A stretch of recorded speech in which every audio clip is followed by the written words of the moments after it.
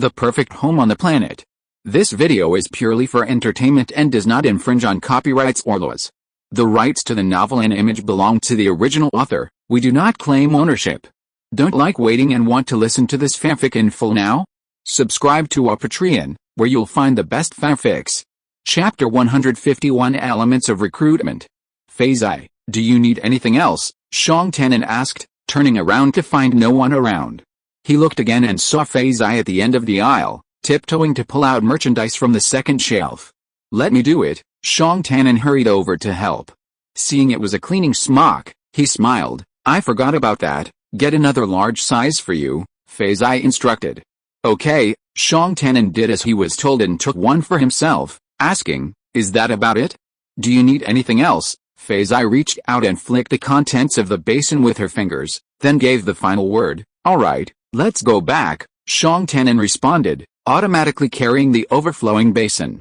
Feiyu, with her neck held high and her hands empty, walked through the deserted aisles of the aisles. Her flowing golden gray satin dress resembled flowers swaying against willow trees, appearing far too casual on the small surveillance screen of the supermarket. Excuse me, what did you just pick up? Is it useful? A couple asked, smiling as they walked along. Shang Tanan was enthusiastic, pausing to answer, we got some smocks to wear while cleaning to prevent staining our clothes. They're very useful. Feiyu took this opportunity to glance sideways at the pile of items the husband was holding. Seeing how hard he was trying to hold them, and his wife's friendly smile, her humanitarian spirit kicked in. After Shang Tanan finished, she asked, can you use the housekeeping robot? Huh? The couple looked bewildered. Some of what you're holding are onboard supplies that can only be plugged into the robot's ports. They might not be suitable for use with your own hands, Shang Tanan explained. Huh? We got them over there. I saw so many people getting them. The wife gestured in surprise toward the crowded area. They got the wrong ones, Feiyu confirmed. Then we got the wrong ones too. What should we do? The couple glanced at their overflowing arms and then compared them to Shang Tanan's large basin, clearly troubled. Shang Tanan was kind enough to introduce the cleaning supplies in the basin one by one. There were so many things. He mentioned the rag pressed at the bottom of the basin. Since the other party couldn't see the actual items, Feiyu reached out and flipped them out from the bottom of the basin to show them. Shang Tanan then told them the approximate shelf location. After saying goodbye to the frantic yet grateful couple, the two walked to the supermarket entrance. Everyone is used to using robots in their daily lives, Feiyu suddenly whispered, and most people are not so poor that they don't even have robots. As she spoke, her mind somehow turned to the barren town in the Ural Mountains. After a pause, she continued, everyone looks educated, and I guess they have at least some expertise. Shang Tanan turned his head and glanced at Feiyu. I'm analyzing the composition of the candidates for this recruitment. Feiyu raised her eyes to meet his, and seeing his amusement, her eyes lingered on his face for a moment, then turned her head away. He seemed to be stupid after all. She sighed inwardly. Shang Tanan carried the large basin, and Feiyu collected her thoughts, dragging her golden patterned skirt, and accompanied him all the way back to the dormitory building. Since there was nothing else to do that day besides cleaning and eating, the two of them took a leisurely stroll, planning how to start their work later. This was Feiyu's first time cleaning the house with someone else, and due to their usual work habits of working on collaborative projects, they first had to exchange some professional skills. Do you clean the house yourself at the beginning of every school year in Donglan? She asked with confidence. Every year. It was extremely difficult to apply for a housekeeping robot, but she always saw the back-to-school tea parties happily held on the other side of the river. Since Shang Tanan was sitting leisurely on the lawn chatting with his classmates in broad daylight, he must have finished cleaning his dormitory before coming. I don't usually clean myself, Shang Tanan smiled as Feiyu turned her gaze. My first year, I went early, so it was the fat uncle's turn very quickly. From the second year on, I became the floor leader. So I had priority, so I didn't have to wait long. Feiyu stared at him for a long time, only then did she realize that the Donglan Research Institute where she had studied for 4 years actually had such hidden benefits. If they hadn't chatted, she really wouldn't have known so much. You call it Fat Uncle? Yes, we all call it that in the GUI department, and it seems like the whole college calls it that. Do you have another name for the GUI department? Shang Tanan couldn't help but be curious.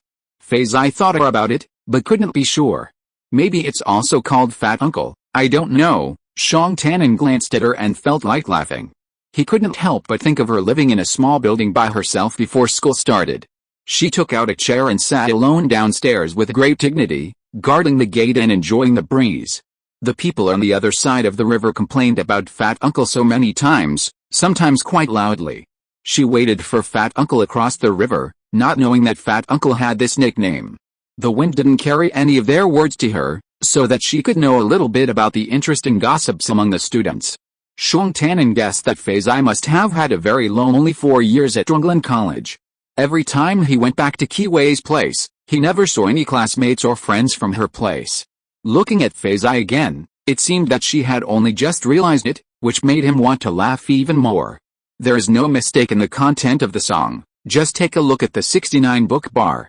Feiyu curled her lips and asked directly and bluntly, "Then can you clean by yourself?" "Yes, I have cleaned by myself, but maybe I don't have as much experience as you," Shang Tanan said modestly. "When I was in Mamanzuli district, there was a period of time when the community management was not in place.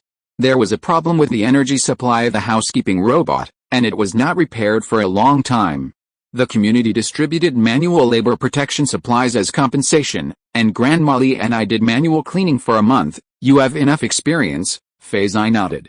She was worried that she would have to spend some time teaching him how to do housework just now, and now she assigned it easily. "Then you clean the bedroom, and I'll clean the bathroom. The bathroom is small. If I finish cleaning it first, I can also take on the contracted area of the corridor outside our house. What do you think?" As he spoke, he went upstairs, got out of the elevator, and turned into the corridor. The first couple was standing at the door. Shang Tanan stopped with a large basin and greeted them. Feiyu stood aside with a faint smile. After greeting each other, they turned around and walked into the corridor to continue discussing the division of labor. They never thought that they would be envied by others. The wife glanced at their backs, turned back and commented, "This Mr. Shang is a man with a good personality and who cares about his family. Mrs. Shang is so elegant and calm. Mr. Shang must have taken good care of her." She gave her husband a glare. The husband laughed and dared only to complain in his heart, "Didn't the Shang brothers take the initiative to take a basin, and Mrs. Shang didn't take a basin?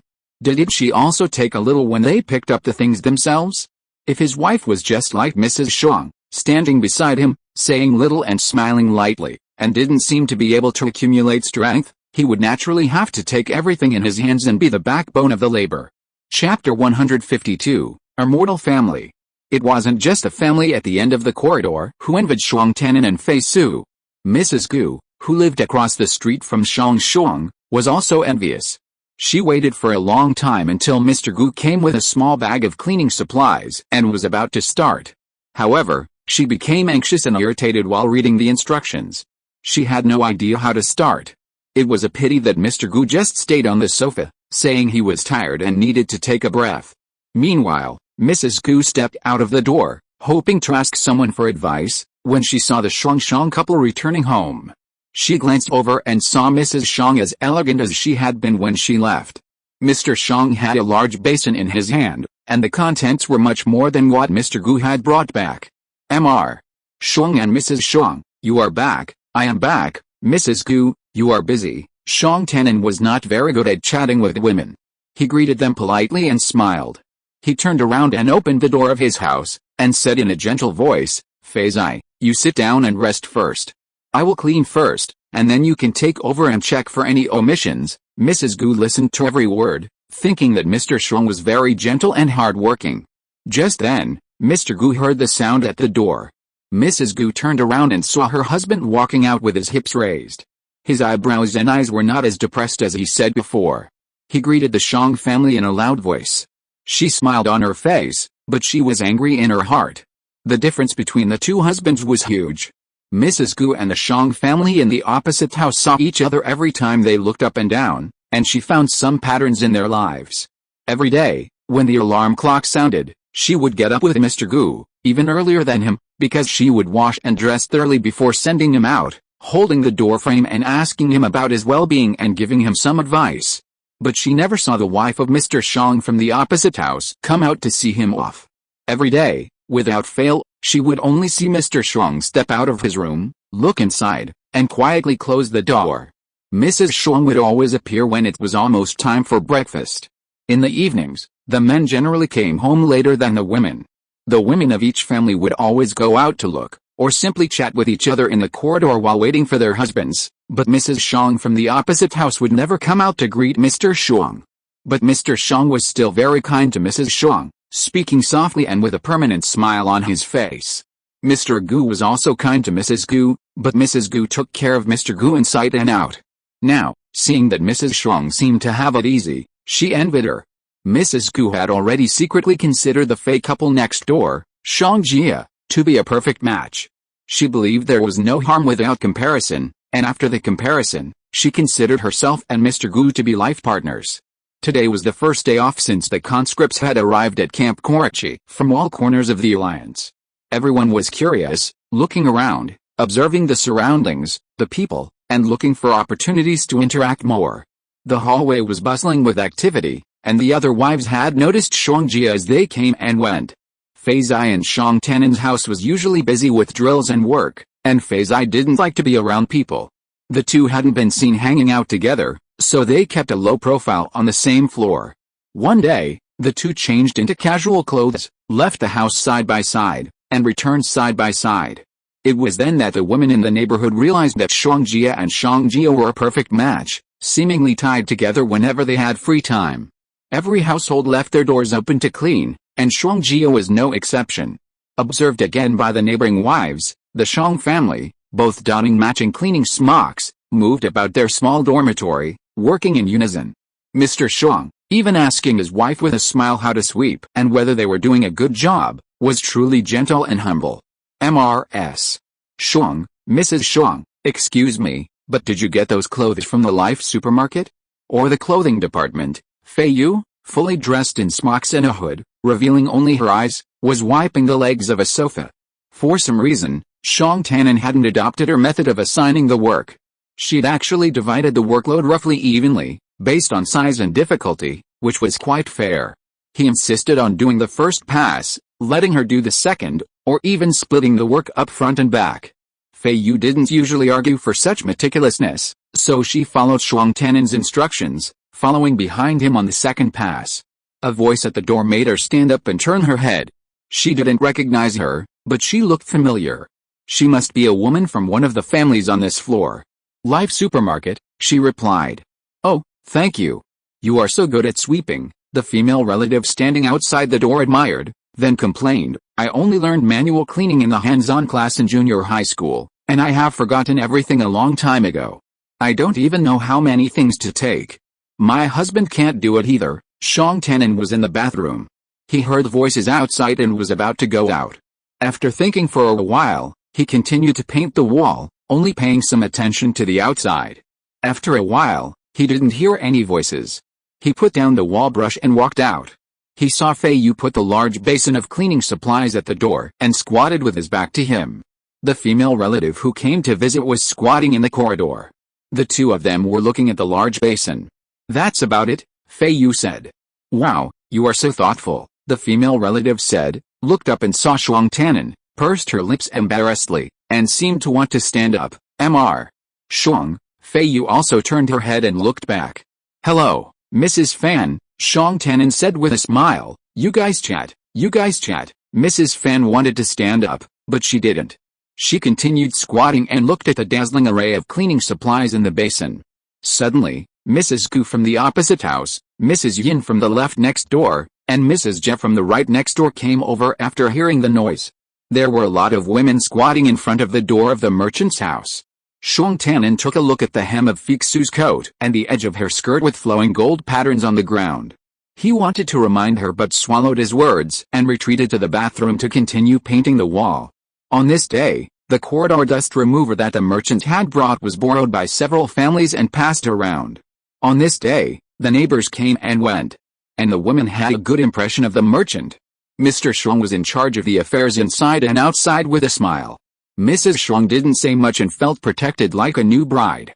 But with Mr. Shang by her side, she was obviously more friendly and approachable than when she usually went in and out alone.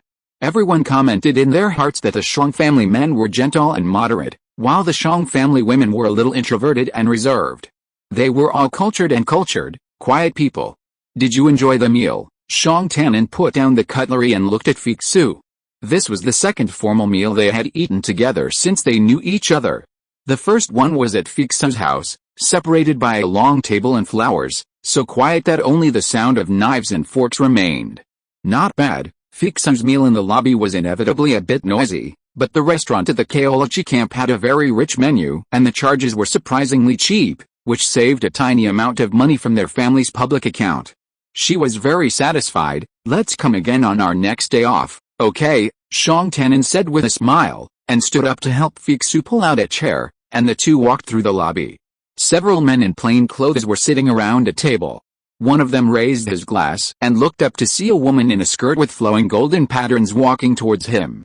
She held her swan neck high and had a very cool temperament, but her face looked calmer than the day when she aggressively took away 15 years' salary from him.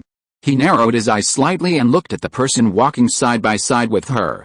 Chapter 153 Running. In the middle of the night, in every corner of the Qi camp, the colorful flags of the Luo Wang recruiting corps rustled in the night wind. Sharp, long whistles suddenly exploded in every room of the family building, spinning vigorously. Shang Tanin's eyes snapped open. Are you going out for drill? Fei's voice came from the other side of the bed.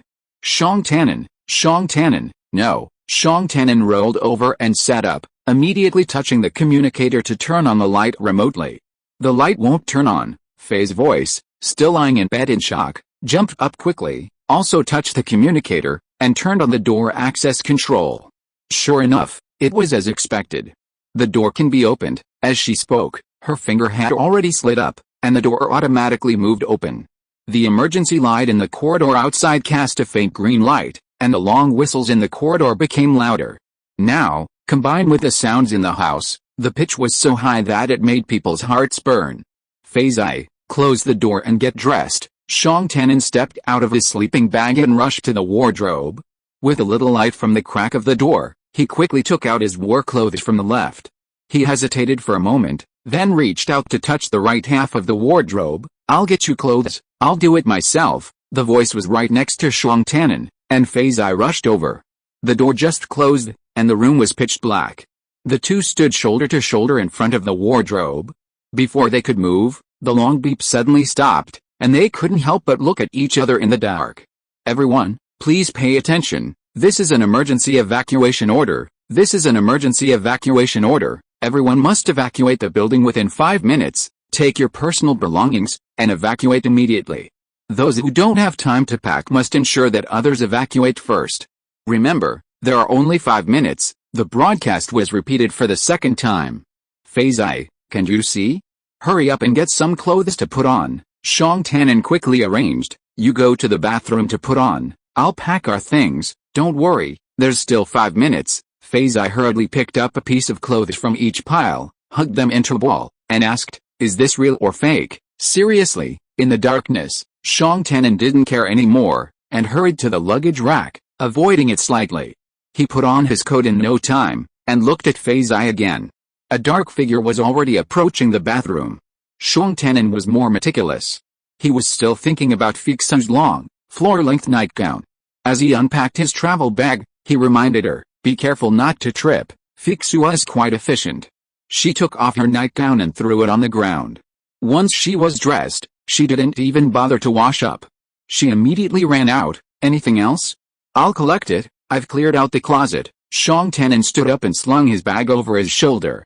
Think about it. Your bag, my bag, your sleeping bag. Feiyu listed them all in one breath. Everything's ready. Let's go. Shang Tanin reached out and pulled Feiyu along. He opened the door and saw a line of black-clad soldiers with rifles pouring into the hallway. The sound of boots clattered rapidly as they banged on every door. Come downstairs quickly, a soldier pointed toward the stairs. People ran out of many houses in the hallway, and the place suddenly became noisy. What's going on? What's going on? The man shouted. I haven't sorted it out yet, the woman called out. Feiyu originally thought it was a drill, and she was really nervous at this time. She ran a few steps after Shang Tanin, then stopped and said, my comb. Shang Tanin turned around, was stunned for a moment, and immediately asked, where is it? The bathroom? I'll get it. There were soldiers on both sides of the corridor directing and urging them. When they saw them stop, they immediately shouted, "Keep moving forward, you can't go back." The two looked at each other, and Feiyu was the first to speak. "Forget it, it's fake." Xiong Tannen frowned and said nothing. He made a quick decision to hold her wrist and rush to the stairs. Soldiers were guarding the elevator to maintain order, and they kept urging them, "Hurry up, hurry up." They almost drove them into the elevator. The neighbors, with big and small bags and disheveled hair, crowded into the elevator, asking in a flurry, "What's going on? Is it a drill?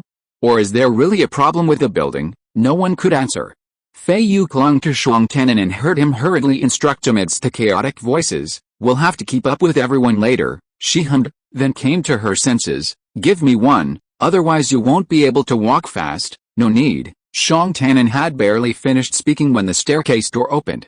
Soldiers were stationed every few steps, waving their hands and shouting, "Hurry, go outside, go outside," with almost no response from anyone.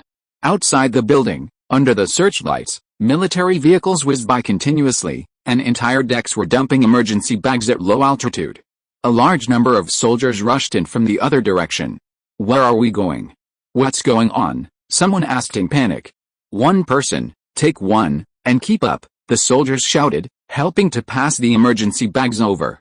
Xiong Tannen released Feiyu and reached for it, moving to shift the bag in his other hand to free up space for another for Feiyu. But a soldier shoved him forward. "Hurry up, keep up with the people ahead." He immediately turned back to see the soldier pick up another urgent bag and yank the strap directly onto Feiyu's arm, urging her, "Put it on your back, and move forward." The guard on the other side also shouted, "Forward, forward." He pulled Feiyu's other shoulder strap forward for her to put on, and pressed the bag's underside, causing the belt to automatically pull out and secure it around her waist. "Move, move, move, don't stop," the soldiers urged desperately. Feiyu, Xiong Tannen reached back, grabbed her wrist again, and ran with her. In the night, heavily armed soldiers flanked the crowd, guarding their retreat. Thousands of people, like a dragon, passed through the outer walls of the camp and rushed deep into the grasslands. Overhead, the patrol boat circled with a team, its long spotlight constantly sweeping the surroundings. Feiyu took a moment to look into the distance. Under the light, there were only large patches of wild thatch in the wilderness, undulating like waves in the wind. Her breathing began to become heavy. At one point, her arm was pulled tightly by Xiong Tannen, like a stretched straight line, but Xiong Tannen quickly slowed down, letting her shoulders and elbows loosen a little. "Feiyu, follow me closely." He was also panting heavily. "With these. Warrior brother is with us, I won't fall, please let me go," Feiyu said breathlessly. "Two people can't run fast." Before Xiong Tannen could reply, there seemed to be a splashing sound in front of him, a cry of "ouch, ouch," and then a louder splash sound, followed by a woman's cry. His hand tightened, and he didn't let go of Feiyu anymore. "Those behind, keep going. Don't stop. Watch out for the pond," a voice called out from the front. As if in response, the soldier beside Feiyu urged, "Forward, forward, don't speak." Chapter 154. Her husband can't carry her.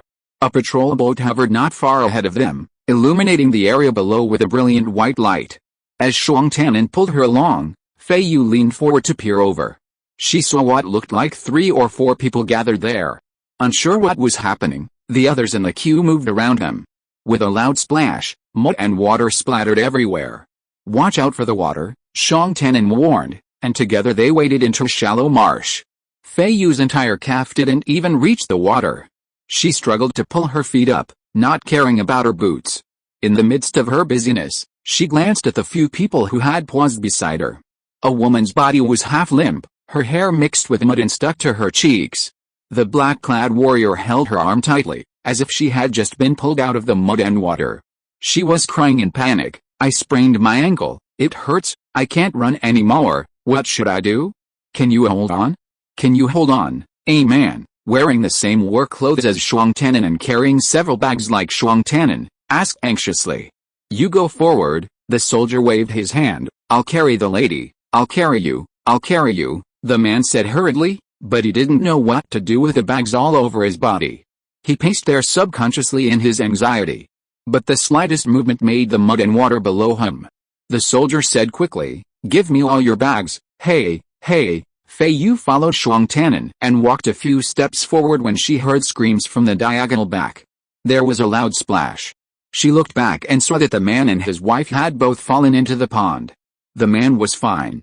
He supported himself with his hands in the water and stood up after a while. Poor his wife, she fell flat on her face and couldn't even scream. Only one hand was left to splash the water. The soldier who came to help had bags on his shoulders. Seeing this, he rushed around the man to pull the woman. The bags slid down with a crackling sound, splashing another burst of water. One of the guards immediately ran out to help. The two soldiers hurriedly pulled the woman out of the water. Xiaoxin, Xiaoxin, are you okay? The man rushed over in panic, not knowing what to do with this mess. Wow, the woman cried.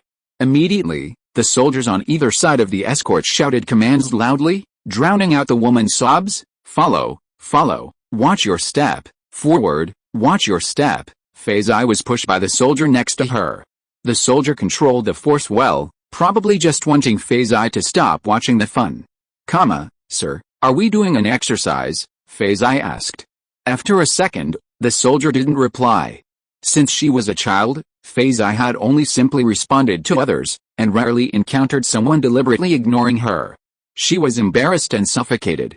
Shuang Tanan turned his head and took over, saying, whether it's an exercise or not, we'll follow everyone. If it's not an exercise, we have to take her up there. Feiyu glanced at the patrol boat hovering overhead and commented breathlessly and matter-of-factly, her husband can't carry her. Shuang Tanan panted, let's go. In the middle of the night, they finally ran into an open, dry river valley, and everyone rested there.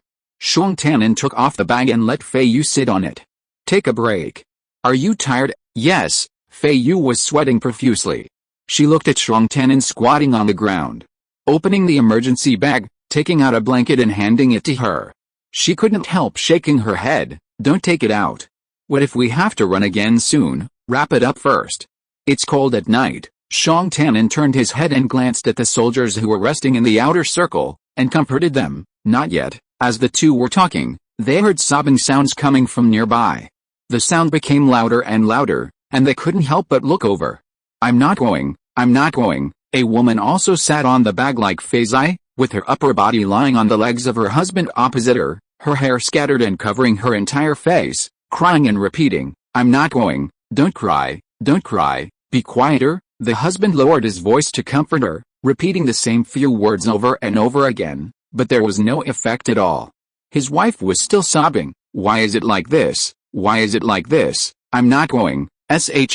Don't cry. Others want to go but can't. Our family is better than others, so we are qualified to be selected. Why are you crying? The man raised his head and looked around awkwardly, not knowing what to say. Look, everyone is watching us. Stop crying. His wife sat up and punched the man in the chest with her fist. You only know how to lie to me and say that our family is better than others. What's better about it? What's better about it?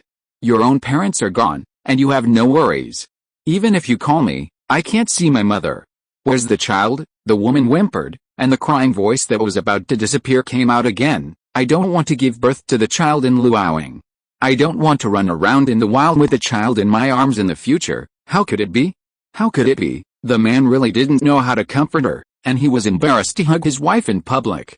He just kept urging her, don't think about it, don't think about it. He looked at everyone again, forced a smile, and said, my wife is more emotional. After venting her emotions, the woman sniffed silently, raised her hand to wipe away her tears. Feiyu turned her head and exchanged glances with Shuang Tanan. After a while, Shuang Tanan whispered, are you hungry? There are nutritional supplements in the bag. Feiyu shook her head, and seeing that the environment was still peaceful, she said, I'll take a nap. Then she lay on her knees and closed her eyes. Shuang Tanan looked at her long hair hanging down, the ends of her hair rubbing against her muddy boots. He was about to say something, but stopped himself. He reached out and pulled up the blanket on her back, covering most of her head. Feiyu noticed it, lifted her eyelids, and closed them again, letting the warm breath she exhaled circle the outer edge of the blanket, and then circled back to cover her face. She slept like she had been soundly asleep for hundreds of years. In fact, it was not that long. Shuang Tanan stood up, identified the direction, and silently memorized the surrounding terrain in his mind. The wind blew against his face, and his sweaty back felt cold instantly. He turned his head to the side and looked at Feiyu again. He bent down, dragged the other bags over, and sat down facing the wind. An order suddenly popped up on the communicator. Everyone, please pay attention. Everyone, please pay attention. Take out the sleeping tents from the emergency bags and set up camp on the spot according to the instructions. 1 tent per household, aligned horizontally and vertically. The river valley, which had just quieted down, was then filled with a murmur of voices. Set up tents? Can we do it tonight? Shang Tanin opened the emergency bag very gently, but when he looked up, he saw Feiyu staring at him with a stern face.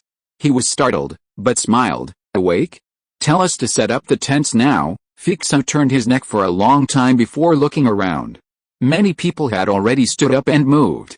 The river valley was full of clusters of emergency lights and swaying figures in the lights. That's good news. We can sleep in a while. Feiyu returned to her senses and commented. Shang Tanin chuckled softly. Sit down. I'll try to see if I can write alone. There will be 5 more chapters tomorrow, May Day. Thank you to my fellow readers for the tips and urging for more chapters. I'm also embarrassed that I can't do any more. Happy holidays everyone. Chapter 155 Dome House. Come on, I'll do it too. Feiyu gathered her blanket and walked over. There's always a reason why we should do it. Maybe we'll have to set up tents like this often when we go to Luoyang, okay? Shang Tanin glanced at her. Take out the other tent and follow the tutorial. This military-issued tent was quite high-end, a far cry from the ordinary tents Feiyu and Shang Tanin had used during their land-clearing project in Donglan. This tent could be used by one person, and the door could be connected to other tents to form a double tent, or even a tent for dozens of people. The mats underneath could be connected to form a single bed. The two of them huddled together in the light, studying. Shang Tanin glanced up, and Feiyu also looked up. They exchanged glances, and Shang Tanin turned to look around. Everyone was busy setting up the double tent now. Even the couple who had been crying so loudly just now were discussing it, looking very united. If we set up the 2 tents separately, it would be like they were arguing, Shang Tanin said in a low voice, hesitant, waiting for Feiyu's decision. Each household had its own tent, aligned horizontally and vertically. Feiyu imagined how her 2 single tents would look awkward among the many double tents. Never mind, let's do it together, she said, expressionless. Shang Tanin glanced at her again, then said nothing. He followed the instructions, driving the stakes and clearing the ground of weeds and dirt. In a short while, he had efficiently prepared the foundation for the double tent. Feiyu stood beside a few weeds, cradling the tent bag, silently surveying the small space. Once he finished these rough preparations, the tent bag automatically unfolded. As they were setting up their tents, the communicator issued a new instruction. Anyone who hadn't completed their tents within 10 minutes could press the sleeping tent help button to request on-site guidance from the robot security. In 20 minutes, the campground would be under curfew, prohibiting anyone from leaving their tents until tomorrow morning's notice. During this period, any personal or family emergencies should first press the help button to report them and wait for instructions before proceeding. No one was allowed to leave their tents, shout, or gather in large groups, causing any disturbance. Feiyu read it through carefully, lowered her eyes, and continued to work. The night wind picked up, and most of the neighboring couples around were whispering.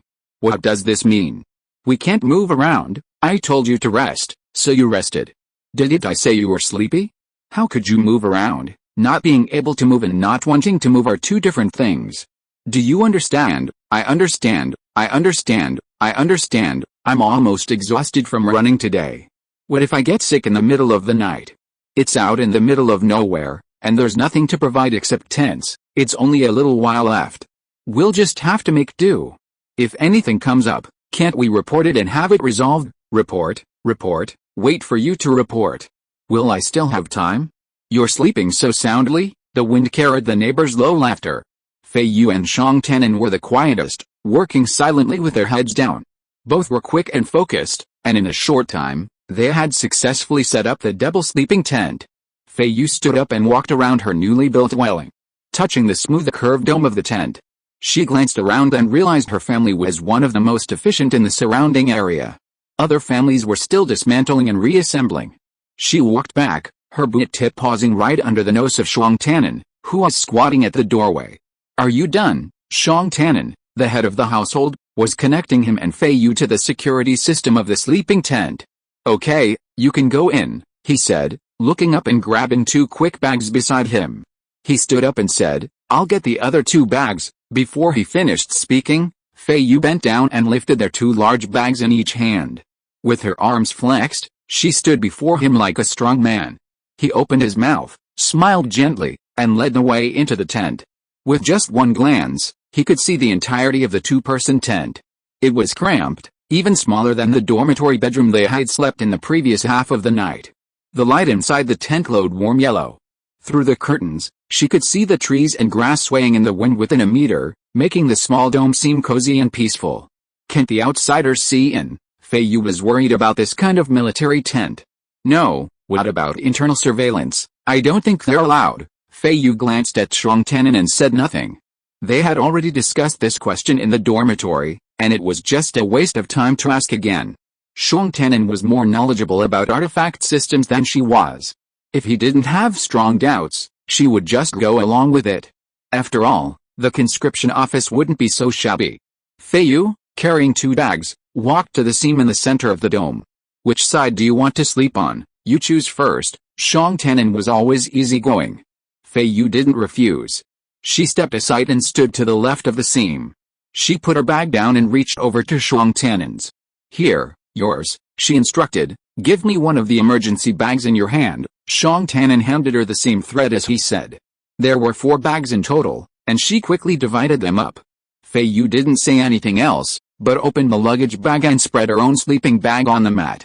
She thought to herself that now that the living conditions had changed, according to the previous agreement between the 2 parties, the rules of their cohabitation should be appropriately added or subtracted. She tilted her head and saw Shuang Tianan with one leg propped up on the right side of the center line of the tent, also silently spreading the sleeping bag. Feiyu glanced at him. He was a sensible man. The distance between the sleeping bags he placed was no less than hers from the center line, so adding the first one was a no-brainer.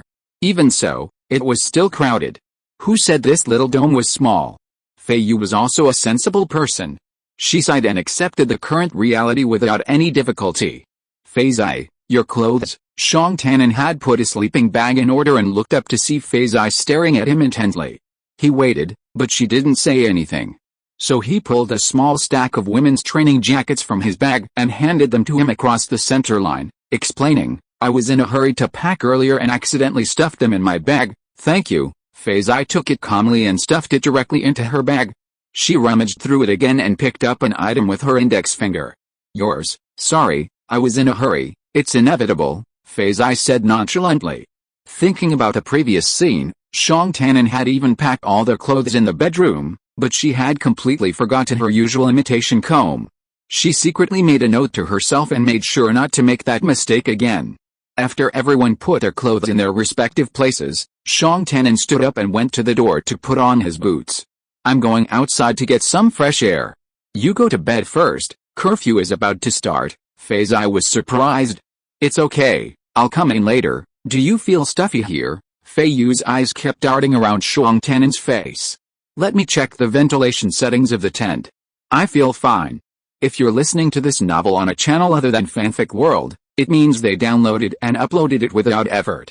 We cordially invite you to visit our channel, Mundo Fanfic Novelis.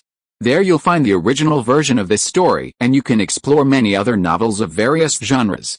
We're waiting for you to immerse yourself in a world of incredible novels. Chapter 156. Good evening. Shuang Tianan glanced at Feiyu, then bent down and continued to put on his boots. "I'm not stuffy. I'll stand outside for a while and see what's going on. You change your clothes and go to bed first. It's not allowed to walk outside during the curfew, and you can't gather to discuss it." Feiyu reminded her. "The order has just been issued, and it will be strictly enforced." Shuang Tianan straightened up and saw her squatting beside the sleeping bag, turning her head to talk to him with a very serious expression. He couldn't help but smile. "I will come in before the curfew starts. Now you change into pajamas and go to bed, okay?" Feiyu remained expressionless. She watched Shuang Tianan lift the curtain and go out, then pulled the corner of her mouth. "Get some fresh air? Change into pajamas?"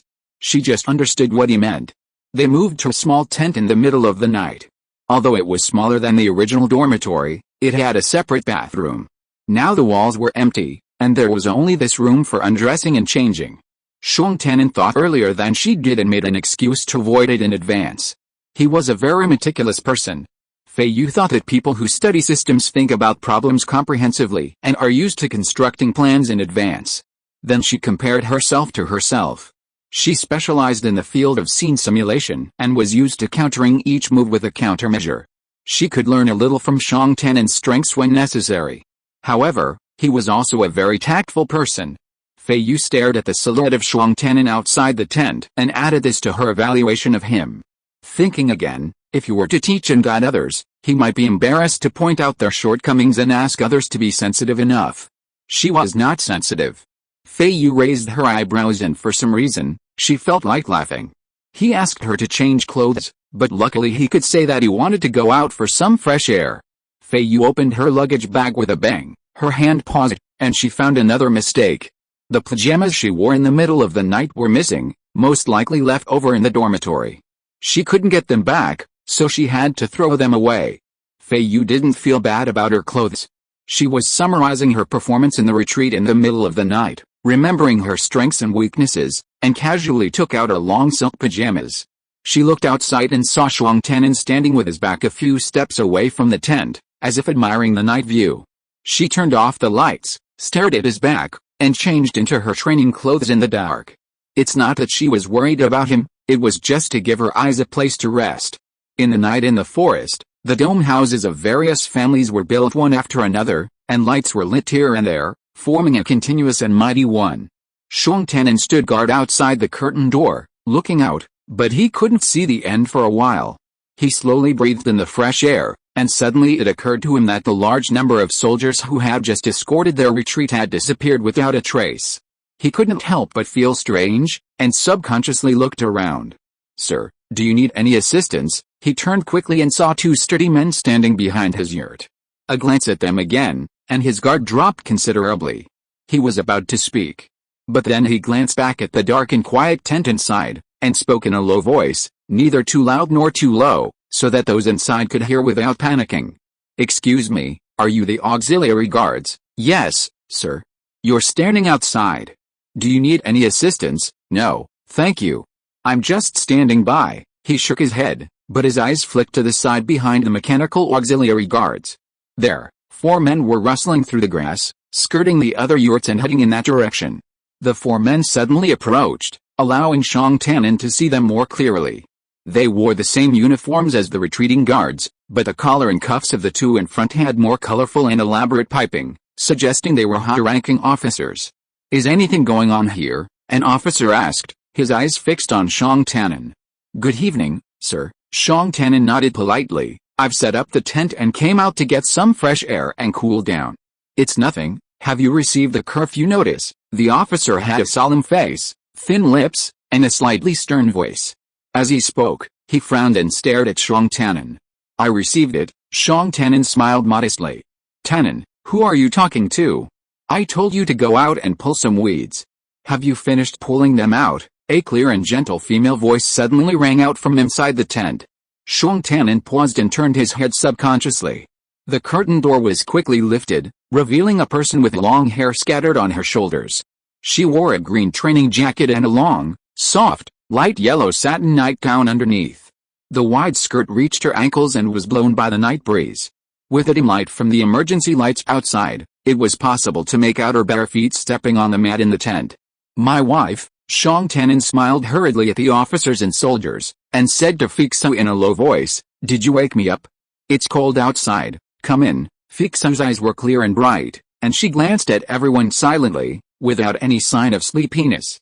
After a while, she pursed her lips and said, "Commander, soldier, brother, good evening." No one around spoke immediately. The robot guards and patrol soldiers could not respond without orders, and the leading officer did not even say a word in return. A gust of wind came, and Feiyu's nightgown was blown again. Shuang Tian'an quickly moved half a step, blocking half of the tent door. The officer in front moved his eyes to Shuang Tian'an's face and circled it before responding, "Good evening, madam." Feiyu lowered her chin like a lady. The night was thick, the officer's features darkened. He said in a flat voice, "Curfew is almost here. If nothing else, you two should go in and get some rest." "Yes, sir," Shang Tanin said, bowing politely. The officer glanced at him and Yan Feiyu behind him, then turned and led his team away. After walking a long distance, he activated the Dongying surveillance system and pulled up the tent in that location. Its user profile immediately appeared on the virtual projection screen. Users, Shang Tanin, Yan Feiyu. His gaze paused, and he subconsciously turned his head to look back. In the night, small, neatly arranged tents stood, their lights gradually dimming, fading into the darkness. The domes glowed a matte silver gray, like large fish scales. The tent, which had earlier gone dark in the bright light, blended into the darkness. No one was in front of the door, and a sense of peace and tranquility reigned. The officer stared for a moment, then looked away. After a moment, he pointed his finger at the name on the virtual screen. Shang Tanin, a native of Mamen, graduated from the Donglin Mechanical Research Institute of Dean Star, and was reported by the Robotics Research Institute of Gaga Star. He was initially appointed as the Deputy Director of the Planning Department of the Mechanical Management Department of the Luoyang Recruiting Corps, and was to be elected as a member of the Mechanical Assisted Tools Compliance Committee of Luoyang Star. Protection Level, S Level. Yan Feiyu, Shang Tanin's first wife, a family member accompanying the expedition, newly married and without a history of children, a native of Mamen, graduated from the Donglin Mechanical Research Institute of Dean Star, and was initially appointed as the Director of Robot Management of the Non-Human Lifeform Research Department of the Luoyang Recruiting Corps, and was to be elected as a member of the Mechanical Assisted Tools Compliance Committee of Luoyang Star. Protection Level, S Level. Pregnancy and breastfeeding period, S+ level. A double S couple. He raised an eyebrow. The patrol continued to move forward, moving lightly through the East Camp in the River Valley Forest. Chapter 157 First Meeting. Under the starlight, the emergency lights in the forest were turned off. Feiyu took off her training jacket, crawled into her sleeping bag, and closed her eyes. Good night, good night. The rustling of clothes was very close, and after a few sounds, it quickly returned to silence. The sound of the wind outside swirled around the edge of the tent. At a distance of a hand, Shang Tanin's breathing was intermittent. Across the dormitory where we used to live, the gentleman's name is Gu. Feiyu opened her eyes and looked at the top of the tent. Huh? Shang Tanin opened his eyes when he heard this suddenly, and turned his head slightly to look at his side. Yes, what's wrong? Is he the one in the construction department? It seems that there is another one in the construction department. Yes, Mr. Gu and another Mr. Yin are both in the construction department. You seem to chat with them quite a lot. Feiyu continued to stare at the top of the tent, and said slowly, "Did they talk about the construction plans after arriving at Luoyang?" "No, we have just started working, and we probably don't know a lot of information about Luoyang yet." After Shang Tanin finished speaking, there was no sound from the sleeping bag next to him for a long time, so he asked, "What's wrong? Do you want to find out?" I saw them and asked. It's not easy to meet again. We all ran away. I guess these people won't let us go back to the building in a short time. They now want us to simulate tent life. Feiyu paused and explained, "When we arrived at the settlement there, we didn't have a house to live in at first. Did you read about it in the history of Nova Development?" Shang Tanin said with a smile. "It doesn't matter. We're all camping together now, so we'll run into each other eventually. When we do, I'll chat with Mr. Gu and Mr. Yin. You can recognize so many people." Shang Tanin pursed his lips and said, "Yeah." Feiyu was slightly envious and said, "Then when you see them, ask them if there's a fixed timeline for the plan. After we arrive in Luoyang, how long will it take us to move into the house?" She was just thinking about how Shang Tanin had just stepped aside to let her change clothes, and then she was met with a bunch of people questioning her. It was really troublesome.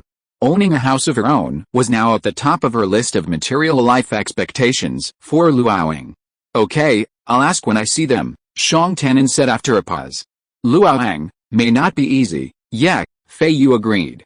"Feizi, do you regret it?" Feizi blinked and couldn't help glancing sideways. Shang Tanin, like her, was lying on his back, looking at the dome.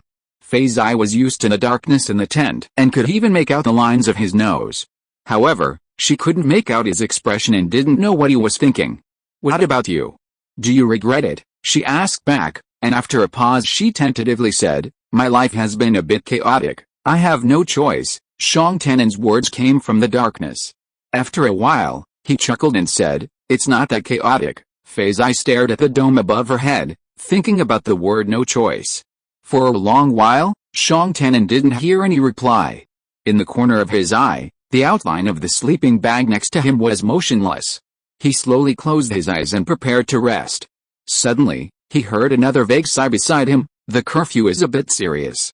Robots and living people are here to patrol." "Yeah," he continued, comforting, "that's what semi-militarized management is like. It will last until Luo Wang." "Well, maybe. You don't feel annoyed." "Not bad." Shang Tannen looked at the dome. "How about you?" Feiyu's sleeping bag was silent for a while, and Shang Tannen didn't say anything more. Unexpectedly, there was a crisp low laugh next door. "I guess everyone who is not asleep now will think of the sentence running in the wild with a child in their arms. The lady crying must have scared a lot of people, and now they will definitely have emotional empathy if they have time. I don't regret it." Shang Tannen heard the very clear answer beside him. "I originally wanted to open a studio. It was just a way, and now this is also a way. It's all fine. Besides, the income is here now." Feiyu listed frankly, "The 3-year division period has been extended to 10 years, and I have earned time. After arriving in Luoyang, I also have star status in land, and I have earned a little more territory for the family." "Very good. What's more, she had no worries about having children at all." Feiyu glanced at Shang Tannen and said indifferently, "You always have to pay to get something. It's nothing for me to stay in a tent for training in the middle of the night. I just think of it as a simulation experiment. It's a little inconvenience now, but it will be nothing when we have our own house in the future." "I said there will be a house and land, and there will definitely be." Shang Tannen pursed his lips and promised. Yet, it was obvious that both of them were not sleepy at this moment. Since they were chatting at night, Shang Tannen thought that Feiyu was not as flustered as other female relatives while running, and even had time to look at the excitement around her, so he also brought up the topic and asked a few more questions. "Feiyu, has it always been hard for you to make the simulation? Have you ever had a project that was a little easier?" "Yes, I did a preliminary development project for a ladies' educational robot. I just had to do it like usual." Miss Yan was undoubtedly a very ladylike woman. Shang Tannen agreed, "That was relatively easy." Feiyu paused and said honestly, "But the system developer asked me to redo the work, saying that my micro-expressions were not clear enough." Shang Tannen could no longer hold back his cough and laughed. "Who is it?" "Who in our GUI department?" "Your senior Yice." Feiyu remembered it clearly. He was Gizan at the time, and I was Jai. I happened to be working on an internship project led by Senior Yice. No mistake, 1 poem, 1 post, 1 content, 1 book, 1 forum. Senior Brother Isher? I know him too. Shang Tannen couldn't help but say, when I was in the 1st grade, I also rotated to a project of Senior Brother Isher and worked as an assistant. He was a very nice person and willing to explain.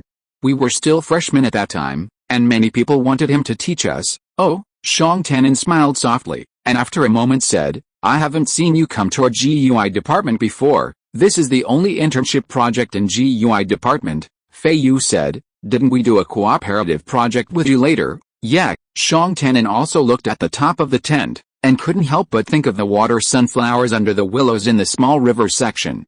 He heard Feiyu say again, Shang Tannen, were you a good student when you were in middle school? This question was very unreasonable, and Shang Tannen answered honestly, not bad. Shang Tannen was humble, and Feiyu somehow believed this as she got to know him better. She naturally transformed his okay into excellent student, and continued with confidence, when I was in middle school, there was an inter-school exchange activity. Only students with good academic performance in each middle school could participate. When it was our school's turn to be the host, the teacher arranged for me to receive the visiting team from Zuli District Middle School and play games with them. Were you in it? Are you talking about the campus exchange and observation activity initiated by the Junior LinkedIn Foundation? Yes, Junior LinkedIn. Feiyu remembered the name. Did you participate? Yes. Shang Tannen thought back to his middle school days, and he was a little bit unbelievable. He almost turned over and talked to Feiyu. Every school seems to have 3 days of activity days. I went to Zhisan District. Did you receive us? Why don't I have any impression of it? I have a deep impression. Feiyu confirmed that she and Shang Tannen had met so long ago, and she felt a little excited in her heart, thinking that they might be destined to be partners. Did they have a lot of fun playing games back then? You remember me? Shang Tannen asked in surprise. He tried hard to recall the past, but his impression was really vague.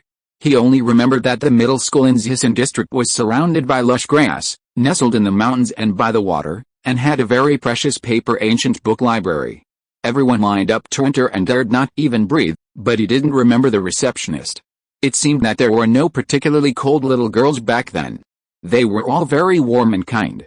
I don't remember you, Feiyu corrected. I don't remember you, I remember that event. Xiong Tannen thought to himself, he was the same. My dad said I did a great job. He asked the school for some video records, and they are still at home, Feiyu said regretfully. If I had mentioned it earlier, I could have found it and shown it to you when we went back before leaving. You must be there. Yeah, Xiong Tannen laughed softly. Feiyu thought about the life trajectory of herself and Xiong Tannen. She felt that their cooperation mode had started so early, and the results were always smooth. This time they were together to go to Luoyang, and finally they would collect land, collect money and gain a new territory, which must be gratifying. It's time to go to bed. There's no notice to stop tomorrow's morning exercise. You may have to get up early. She looked at the dark tent roof and finally concluded, Xiong Tannen, I don't regret it. Don't worry. All the inconveniences are temporary. You don't have to feel psychologically burdened. If you can do it, I can do it too. Go to sleep. Good night, Xiong Tannen said with a smile. Chapter 158 Training Team Leader. As the first rays of morning light shone into the valley, a shrill whistle sounded, followed by an order. Men of the conscription regiment, line up outside the tents.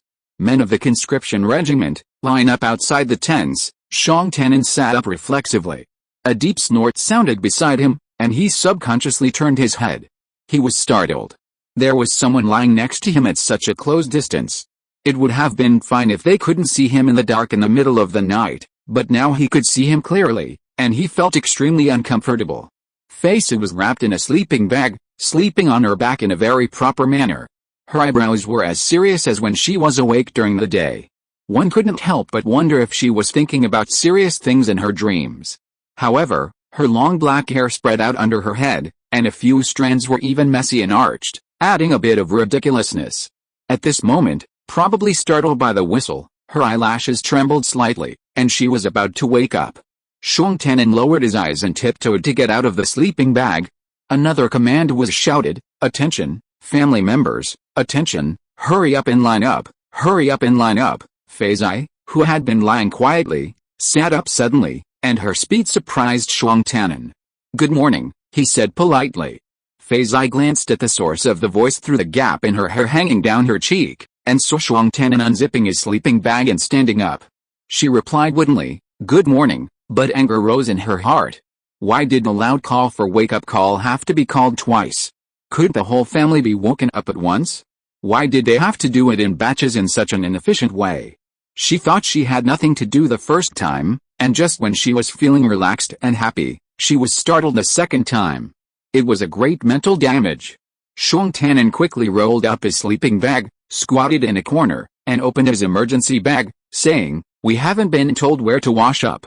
There's a spray in the bag, so let's use it for now. Yeah. Without looking back, he wiped his face casually, put on his coat, picked up the combat boots by the door, and lifted the curtain. I'm leaving first. Another hum came from behind. The morning breeze in the valley was a bit chilly. Xiong Tannen quickly put on his coat and hopped into his boots, looking around. The large floating projection screen that served as the assembly sign had lit up in the west, with the words Luoyang Recruiting Group shining brightly. Hey, good morning, a man came out of the next tent and complained loudly. I said we still have to go to drill as usual today?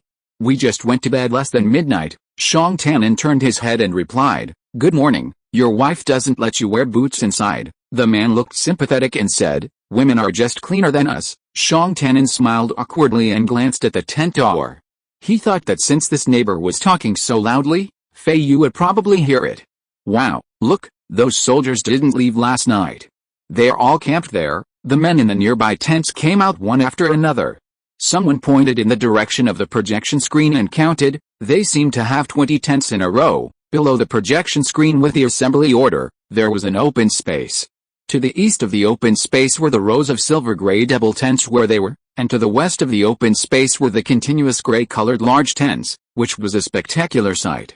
As usual, The floating screen displayed a map of the drill formations and their locations.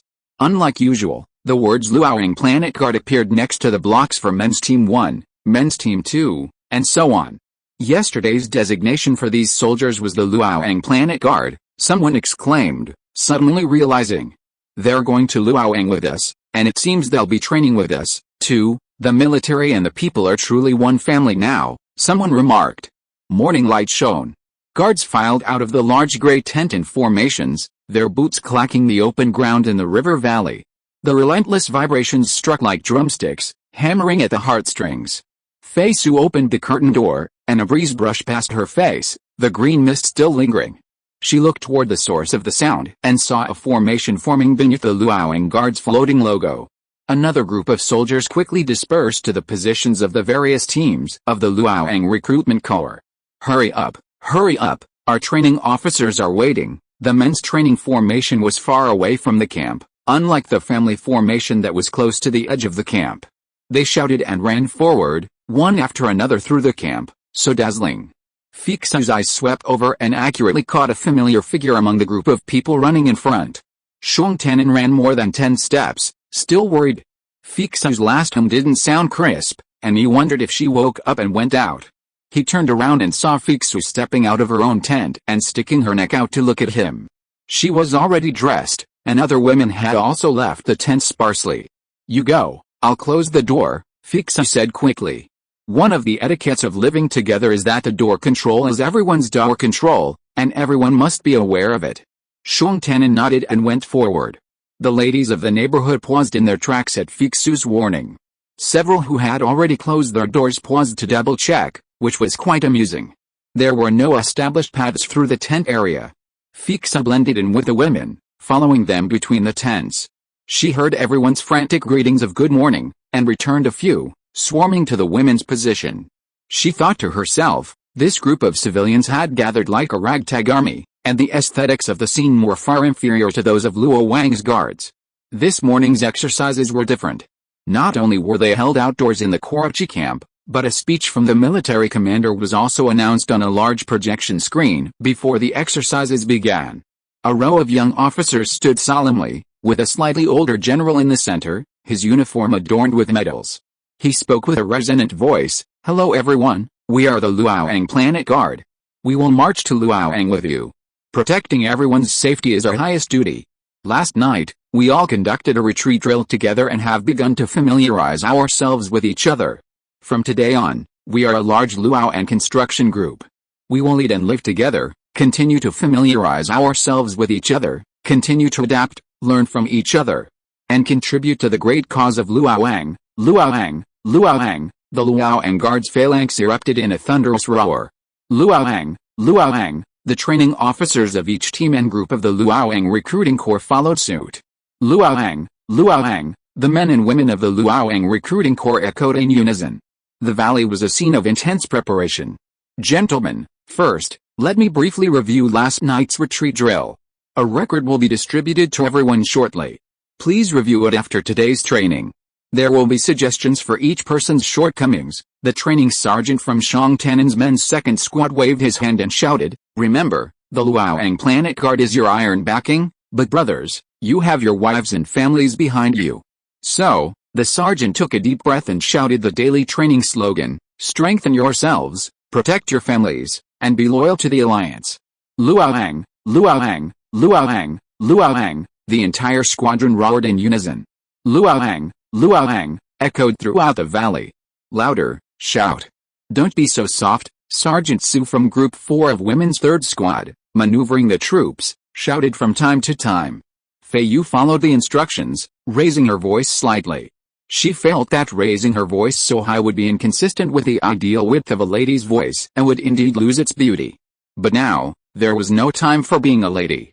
Sergeant Su, who had just run to the front of the team, heard the team leader's loud shout and gave a commendatory, "Good." Feiyu was now the leader of the 4th group of the 3rd women's team. Chapter 159 Sister-in-law. The women's 3rd team consisted of 100 members, divided into groups of 10, each assigned a drill sergeant. The drill sergeant for the 4th team, surnamed Su, introduced himself during his first drill with the group. "Everyone, my name is Su Jinkei. I'm your drill sergeant during the coronavirus training camp." Then, Su Jinkei glanced around at everyone in the group and pointed at Feiyu, sister-in-law. "You'll be the team leader." During this time, everyone's addressing was a bit confusing. The vast majority of the recruited families were young, childless couples. When they first met, they used honorifics like Mr. and Mrs., but as they became more familiar with colleagues and neighbors, they began to address each other by name. They were about the same age as the soldiers and officers, so when they passed each other in the camp, they would greet each other with a smile. When they had to talk, the men were more accommodating, simply calling each other brother and then getting to the point. The women, however, felt a bit awkward. According to popular convention, addressing soldiers as sir was definitely inappropriate. Someone, I don't know, started calling the senior soldiers little brother. Later, seeing their stern demeanor, the term soldier brother became popular. Anyone with a title, regardless of rank, was addressed as sir. The soldiers uniformly addressed their families as madam. However, training regulations required that all conscripts perform drills every morning, led by an officer. This constant interaction fostered close friendships. The instructors, arguing that calling their own soldiers madam was too blunt, they instead addressed them as sister-in-law. This trend spread, and the soldiers addressed all the women in the camp as sister-in-law. Now, daseo, sister-in-law, is a fashionable term, and even the men in the conscription team no longer politely address other women as madam or time madam, as they used to do in the past. Instead, they all refer to daseo, sister-in-law. The Alliance's magnum opus, The History of New Star Development, records the personal reflections of some participants. One passage reads, "Leaving a completely new place, we gradually develop a premonition, and this premonition becomes increasingly clear. All the past seems to come to an abrupt halt along the way, no matter who you are or what you intend to become. We are like quicksand, involuntarily converging, meeting and interacting with people from all corners of the world we barely know, building ourselves in our own new world." Phase. I thought this passage was well written. Indeed, the pre-departure training camp was like a sand-washing operation. Everyone shared a common goal, wore the same clothes, lived in the same place, and talked about their work every 3 sentences. They imagined their future lives in Luoyang, not dwelling on the past. The sand-washing operation transformed the men into brothers and the women into sisters-in-law, without exception. When Feiyu was first called sister-in-law, she wasn't used to it. At first glance, she looked rather dull to Sergeant Su, the instructor. She rarely laughed, and among the other women, she stood out as very steady and composed. This was Sergeant Su's primary reason for liking her. After all, most women were more talkative than the soldiers. The few who were quiet were often shy, weak, or physically frail. Feiyu, a woman of both quietness and physical frailty, perfectly suited the military atmosphere, and Sergeant Su was drawn to her based on her appearance.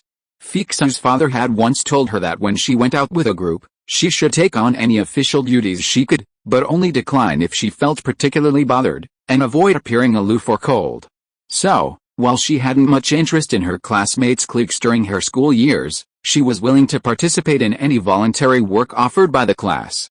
When Sergeant Su asked her to be a group leader, she heard that being at the front of the line every day was enough, and she figured it wouldn't be a difficult position, so she accepted.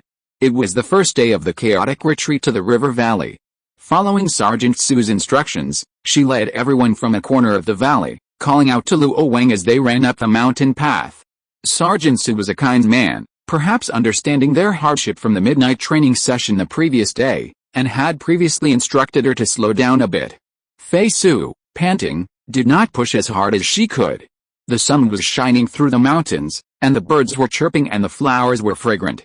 The women who still had energy left couldn't help but start talking. "Captain Su, did you accompany us in the exercise last night?" "Yeah." "Oh, I didn't see you." "Captain Su, what were you responsible for last night?"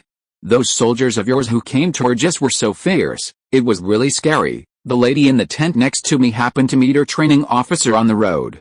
Seeing that she had a lot of things at home, he kindly helped her carry a bag." "Wow, that's so nice." The women really didn't mind being tired. They were chatting enthusiastically while panting. Su Jinkei frowned, but he couldn't really scold these women, so he raised his voice and shouted forward, "Team leader, say a slogan." "Luoyang, Luoyang." Feiyu immediately cooperated, as smooth as a mechanical starling. Not long after, Su Jinkei shouted from the rear of the team, "Team leader, turn around at the fork in the road ahead and head back." The entire team cheered. "Captain Su, did we run well today?" "Great, meet in the river valley for the next exercise," Sergeant Su said sternly. The closer they got to the river valley base camp, the more crowded they became, the more timid they became. "Team leader, what's the slogan?" "Luo Wang, Luo Wang," Fei Su shouted at the top of her lungs. With a stern face, she chanted Luo Wang as she led her 4 groups of sisters, along with the other women from the 3rd female team, into a large square formation and ran all the way to the shooting training hall. Shuang Tannen finished his round and withdrew, letting another group go up for practice. He heard the women's slogans and subconsciously glanced over his shoulder, seeing several female relatives approaching from a distance. "Family members want to practice shooting too," his teammates whispered in surprise. Everyone moved aside, making way for the female team. Group after group passed by continuously. Shuang Tannen looked at them indifferently. When he was about to look away, he paused. Why did the leader of the new group look so familiar? He looked again and saw that it was his Miss Yan. Although her cheeks were slightly red from exercising, Feiyu's expression was as cold as usual. She stood up straight and did not look around. As she was about to pass by, Shuang Tannen coughed lightly and saw that she looked around with a serious face. It was a beat later before she met his gaze. Shuang Tannen raised his eyebrows slightly and looked at her for inquiry. Feiyu was also surprised. She glanced at her and nodded imperceptibly. She continued to walk without stopping. "Tannen, is it Mrs. Shuang?" asked someone in the same group. Yes." Shuang Tannen looked at Feiyu's back and was almost distracted by the name of his teammate.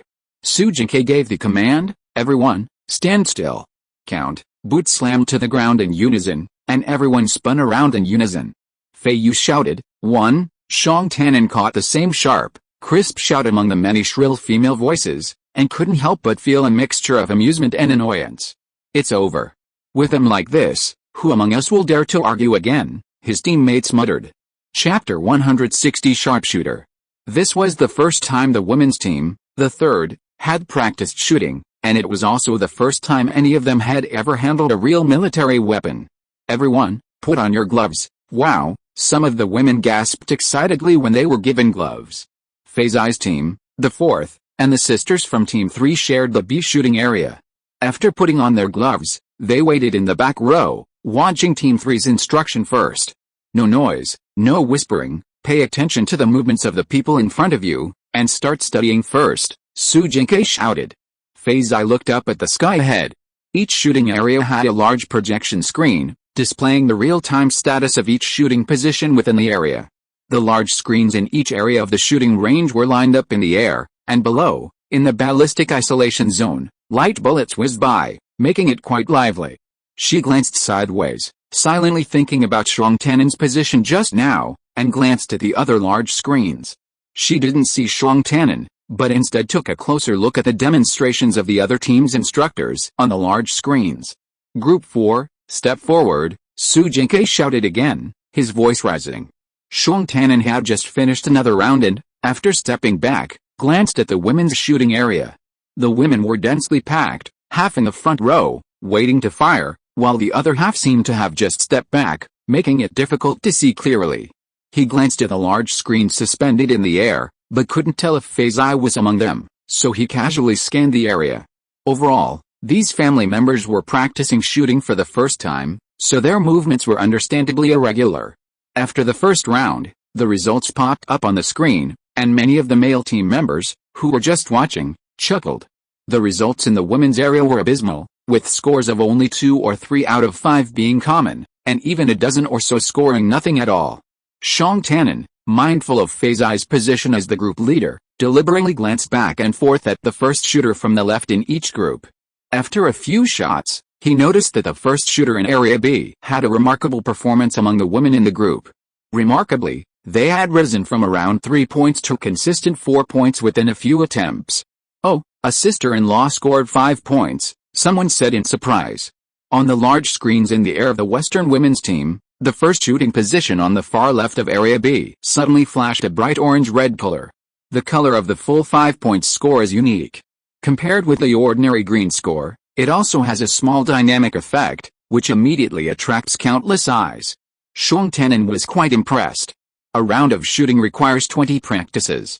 The first shooting position in Area B only practiced more than half to get a full score. He couldn't help but wonder if this was Feiyu. Area B is next to Area A on the westernmost side of the shooting hall. It is almost the most remote location in the venue. Even if Shuang Tian'an deliberately stared at the large screens in Area B in the air, it was still difficult to distinguish. But he could see that the person in the first shooting position in Area B had a serious posture. Even in the intervals between shooting, she did not make unnecessary movements like turning her head to look around and lifting her hair like other women did. Wow, another 5 points. The stunning orange-red color didn't fade during the subsequent shots, blazing once more, drawing even more praise. Whose sister-in-law is so amazing? She truly is a master hidden among the common people. Yeah, even with a static target, getting a perfect score consecutively isn't easy. What surprised Shuang Tian'an the most was that the first shooter in Area B had a perfect score for the next 5 attempts. Although the men's and women's teams' shooting training content differed, the results were displayed on the large screen in the same way.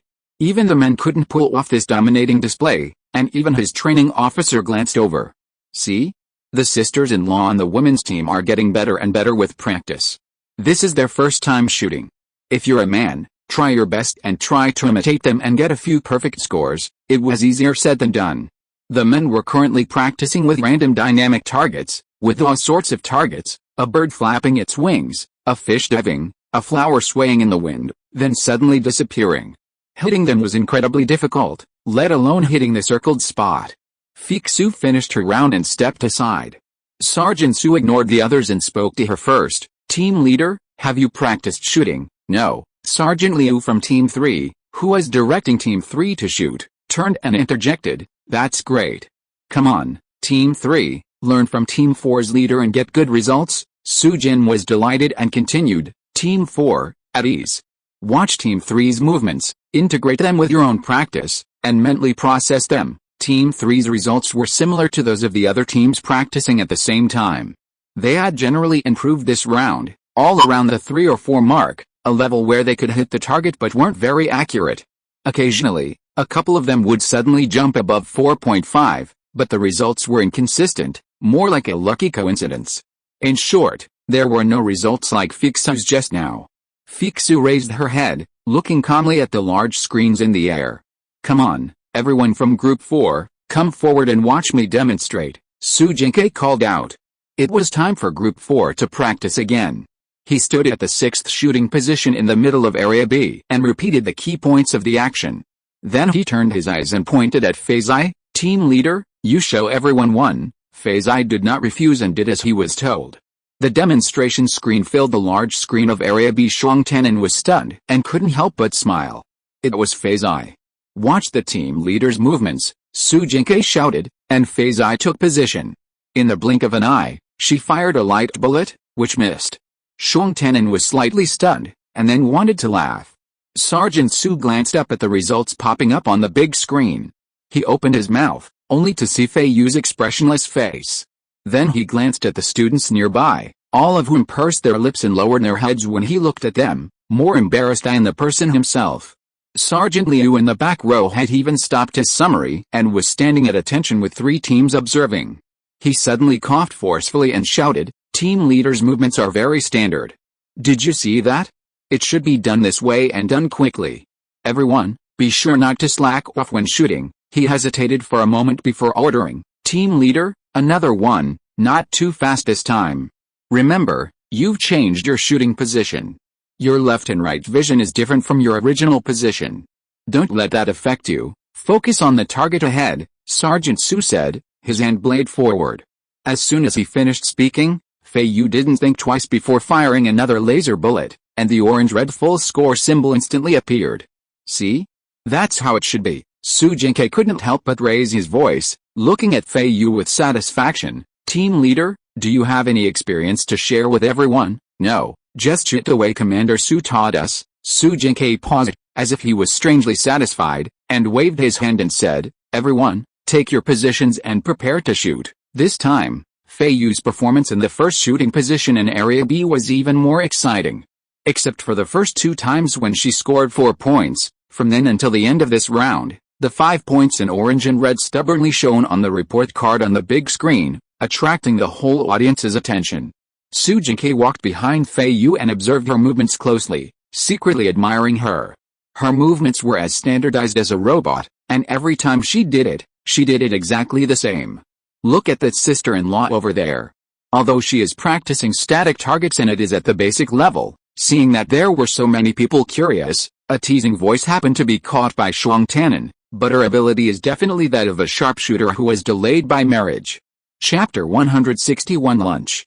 During the break, Feiyu heard her teammates all confidently assert that they would still stay in the tents in the valley tonight. Everyone was worried about having no place to wash up at night. She suddenly remembered that she hadn't remembered which row and column her own tent was in. The training intensity of the men's team was higher than that of the women's team. After completing today's basic shooting training, Feiyu and her teammates filed out, while the men's team stayed in the hall to continue training. Feiyu was walking while glancing at the people on both sides of the aisle, and she really saw Shuang Tannen again. She kept her eyes on him calmly, her lips slightly parted. I forgot the location of our tent. Shuang Tannen didn't hear clearly, and it took him a second to react. Seeing that Feiyu was about to pass by, he nodded slightly and said quickly, I'll send it to you, okay? Feiyu got a response and led the team away with their heads held high. The people in Shuang Tannen's group saw this scene and asked quietly, Sister-in-law is the team leader, right? Shuang Tannen was a beat late before he connected the title of sister-in-law with Feiyu. He always felt it was far-fetched and answered, probably. This is the first time I've met their group. It just happened to be a coincidence today. He is popular and people don't have so many reservations when talking to him. What's more, they have been training together and calling each other brothers for many days. They joked, sister-in-law seems very majestic as the team leader. Is she the leader when you go home? Tannen, you have to listen to sister-in-law. Shuang Tannen was tongue-tied. He was kind-hearted and couldn't help but speak up for Feiyu. No. Before he finished speaking, his teammates said oh, as if they had suddenly realized something. He became more and more embarrassed and had to smile and keep silent. Fortunately, the break was short and the topic was not continued. He didn't need to be pushed or questioned. During the lunch break, he calmed his slightly rapid breathing, not caring about the sweat on his forehead. He hand-drew a rough sketch of the terrain from memory, adding as many annotations as possible. He drew it from the end of the line to the middle of the line. After quickly reviewing it, he sent it to Feiyu. When he got to the front of the line, he still hadn't received any response, not even a read message. Feiyu, Shuang Tannen video called. Feiyu seemed very relaxed, leaning against a window. The breeze blew her dark red hair just right, brushing against her jawline. Her rosy cheeks were in good condition, which made her hair look very clear. She reached out and pushed her hair back. She waved to the robot holding tea next to her. The hunter robot with a big arm and a wasp waist bent and backed away, returning to its place in the row of companions. Have you finished your meal? Shuang Tannen asked.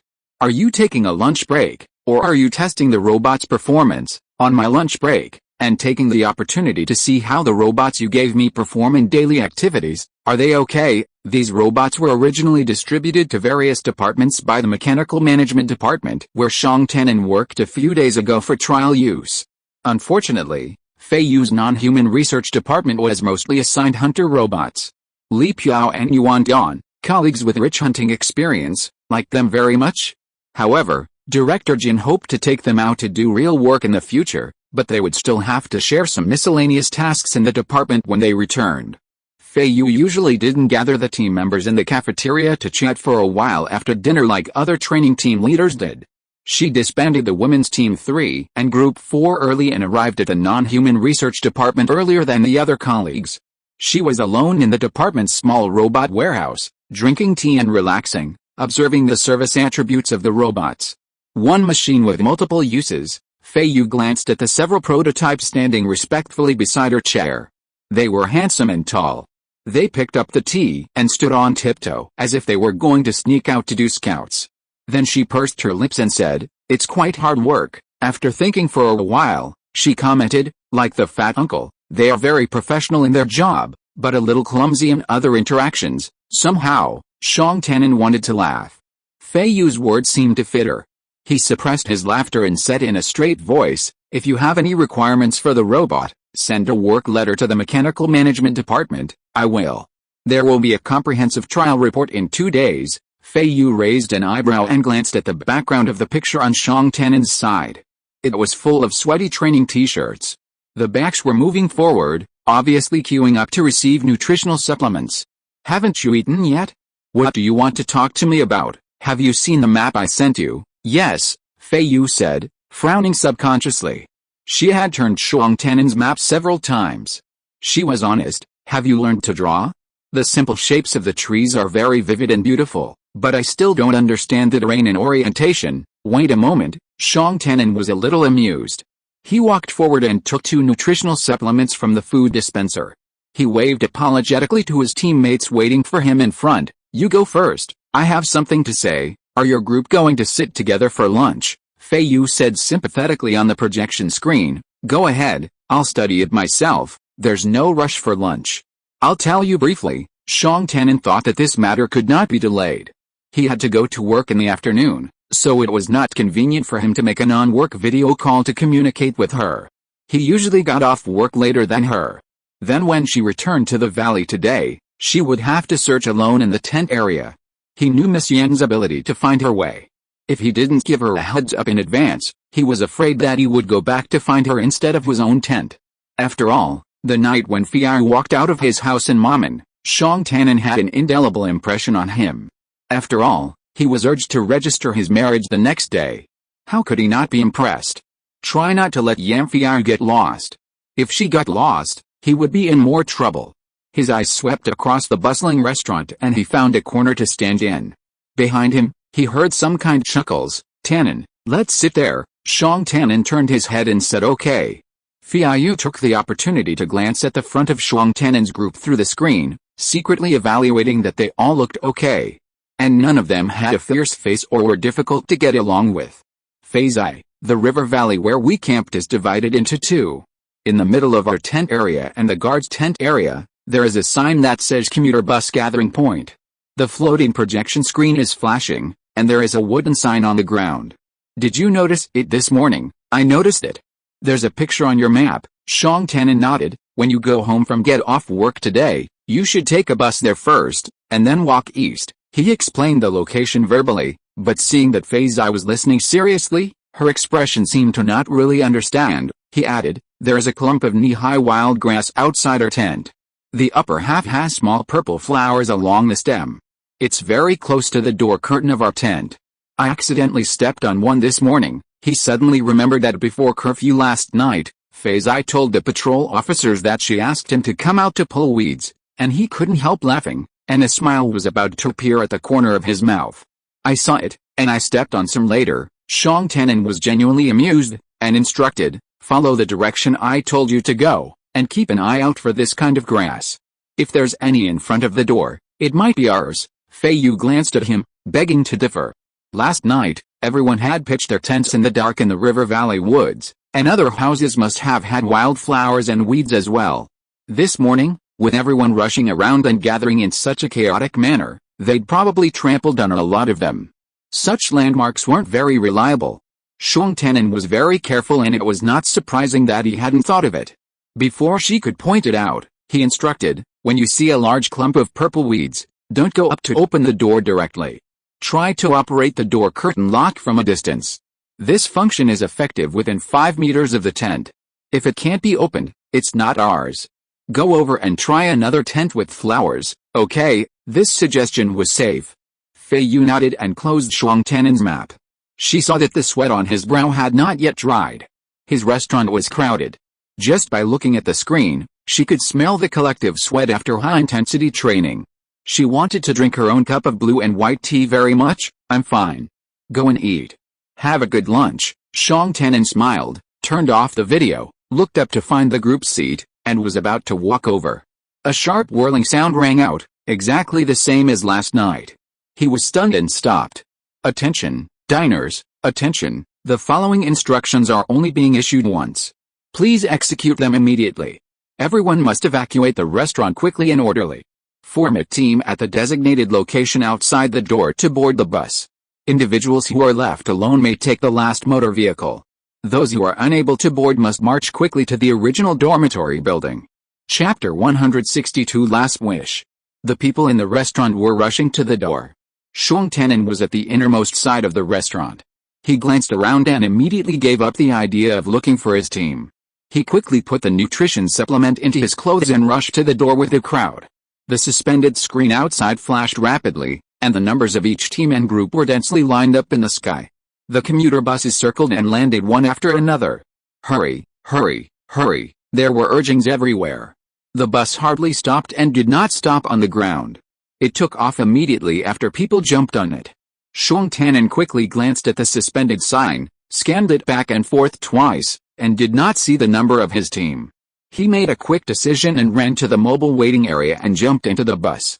"It's killing me," the people who followed behind gasped. "We were eating well, and now this happens. What's the reason? Who knew? Last night they dragged us out of the dormitory, and today they asked us to go back like our lives depend on it. This non-stop work is almost unbearable. I just went to the bathroom, and when I came out, the team was gone. My eyes were blurry, and I couldn't keep up with the team. Look, it's over, it's over. Some people have missed it." Many people rushed to the car windows to look down.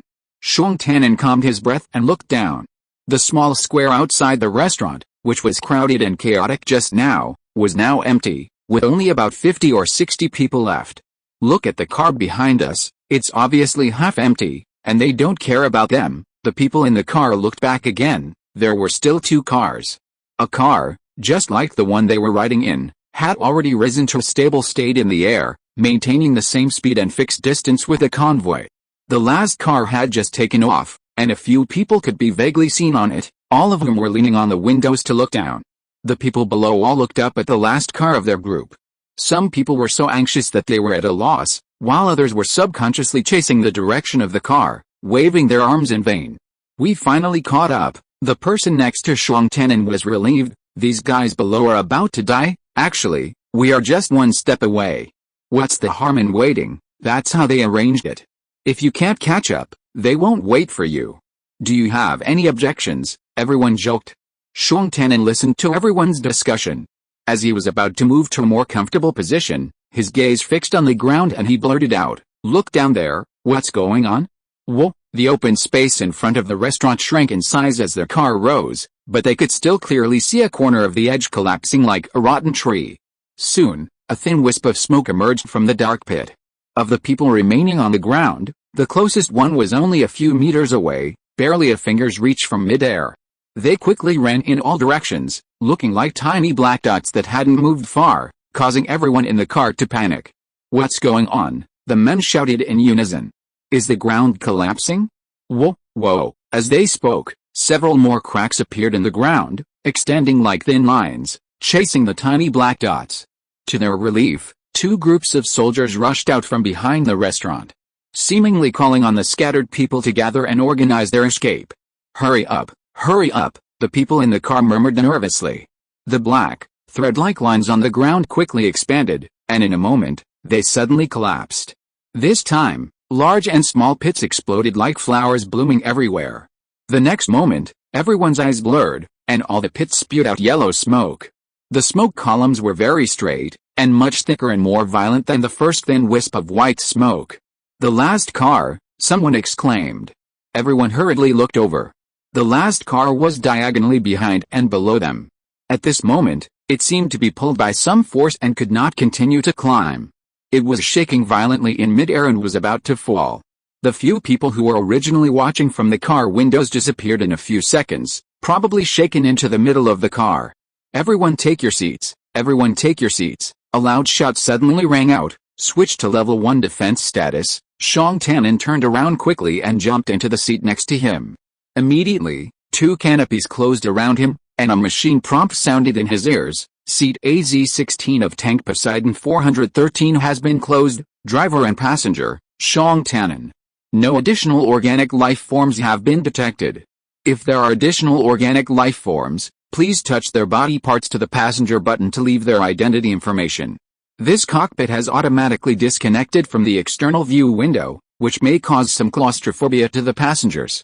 In view of the fact that the tank is currently in level 1 defense status and is at risk of disintegration at any time, Please do not enable the external view window unless it is absolutely necessary. Once the tank disintegrates, this cockpit will eject automatically. Please read the relevant ejection and landing microcontrol guide immediately. The guide was pushed in front of Shuang Tannen, and the screen was full of soft and transparent light blue. In the dark ejection cabin, it was like a piece of transparent blue crystal jelly floating on the tip of his nose. He calmed down and read quickly. When he saw the bottom, the crystal block spontaneously dispersed, and the stars disappeared into the starry sky like light. After ejection, you can still refer to it if necessary, the prompt voice said. The cabin was silent. Shuang Tannen could not see any situation outside, nor could he hear any sound from the seats nearby. He sat quietly and observed the settings in the cabin silently. No mistake, 1 poem, 1 release, 1 content, 1 6, 1 book, 1 bar, take a look. The cockpit shook suddenly. Entering the ejection preparation phase, entering the ejection preparation phase, the prompt voice sounded suddenly, and the speed was very fast. To prevent accidents during the ejection process, passengers can click the message button to promptly explain the unfinished public and private matters. Shuang Tannen stared at the flashing message screen, motionless. The tank has entered a disintegration warning state. It is strongly recommended that the driver and crew leave a voice message as soon as possible. The message will be uploaded to the conscription office for immediate recording. After the cockpit has landed safely, the message can be deleted, modified, or continued to be recorded. If the vehicle fails to land safely, the accident personnel will be included in the reasonable casualty rate of the pre-departure training, and the conscription office will handle or convey the message according to the publisher's wishes. Shuang Tannen lowered his eyes and thought for a moment.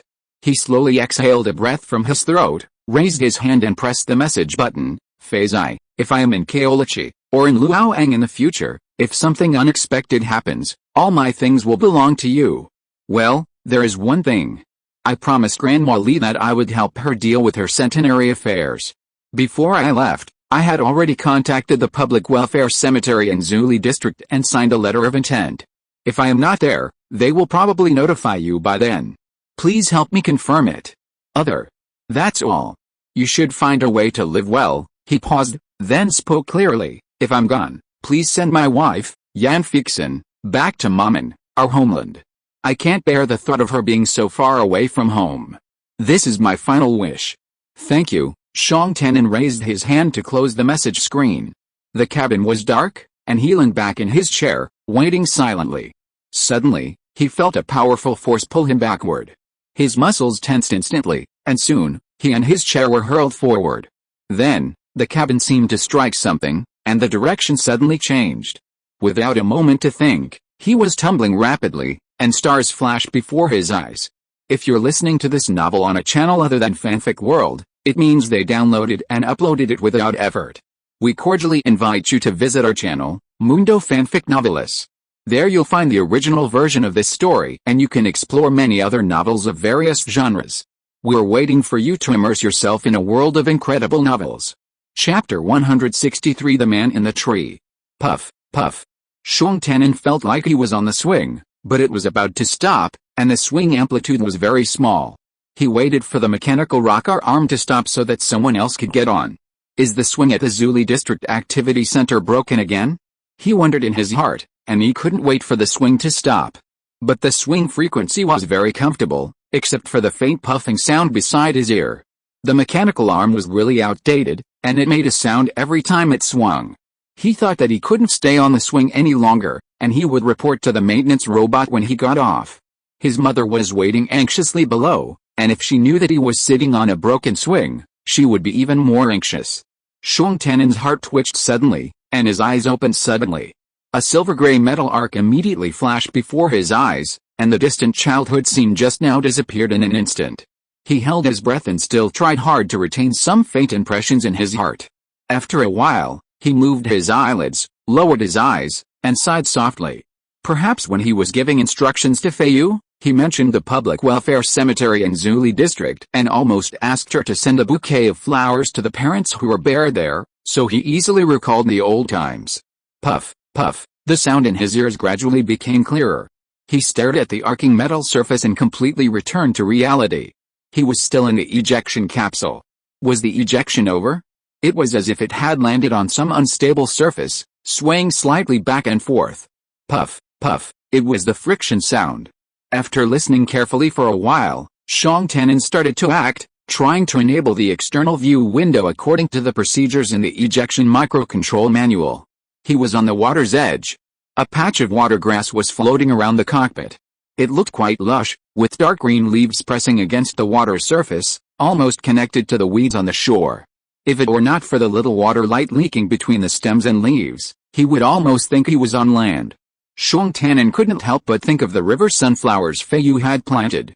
He peered through the window to identify them, but it wasn't them.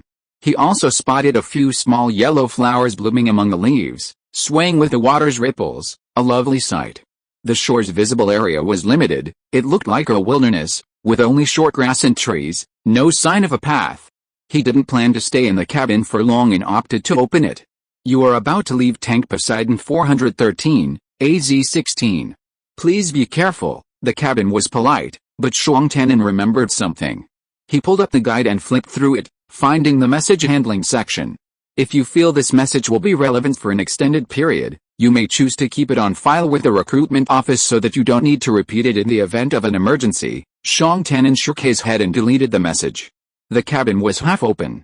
The sun shone brightly, a gentle breeze blew, and the weather outside was beautiful. He leaned out and looked around. Seeing nothing unusual from what he saw in the window, he frowned and looked at a tree not far from the shore.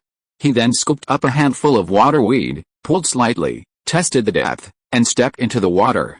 In an instant, he was submerged up to his knees. "Brother, you're out," a voice came over. Shang Tanin looked up at the tall tree. The crown was large, and the branches and leaves didn't shake much. The voice continued to come from inside. "Is it easy to walk?" This sentence was deliberately lowered compared to the first greeting, as if to avoid shaking anything. "Not bad." Shang Tanin pulled the waterweed and went into the water. He felt the slippery mud under his feet. After he stood firm, he called out, "What's wrong with you? Do you need help?" Yes, the voice responded in a hurry. Shang Tanin's heart tightened. "Wait, I'll be there." He parted the waterweed and waded ashore. He didn't bother to kick off the wet mud and grass on his boots and trouser legs, and ran over quickly. The sight left him stunned. Wedged in the treetops was an ejection pod, identical to his own. The drop was perfectly planned, perched between two branches, as if by design. The pod was open, and the man inside had taken off his coat and wrapped it around his head, the sleeves tied behind his neck. He worried about his breathing. He clung to the chair with both hands, straining so hard that the tendons in his arms bulged even through his training t-shirt. He looked terrified of falling. Seeing Shang Tanin, he beamed with joy. "Brother, look at me. Is there anything I can do?" "I don't think I can." Shang Tanin sympathetically offered a smile. The man's exit was facing the ground, only 2 or 3 meters high. A jump would be no problem. Worse still, a large clump of unknown vines grew beneath the tree. It had recently sprouted, its leaves a vibrant red and green, a beautiful sight to behold. Unfortunately, the edges were covered in thorns, a dense layer covering the ground. Just thinking about someone falling on it makes your skin tighten. "What should I do?" the man said with a bitter face. "I want to send a distress signal, but there is no instruction on how to send it. Besides, it doesn't seem appropriate to ask for help properly, right?" Shang Tanin suppressed his laughter, walked a half circle around the vine, and stretched out his hand to carefully probe. "How is it? Does it hurt?" The man looked hopeful. "I didn't." Shang Tanin shook his head. "These things don't prick you?" the man asked in surprise. "They look like they are all thorny." "I didn't prick them, I just touched them lightly." Shang Tanin looked up at the man. It was really pitiful that a strong young man was trapped at the hatch door helplessly.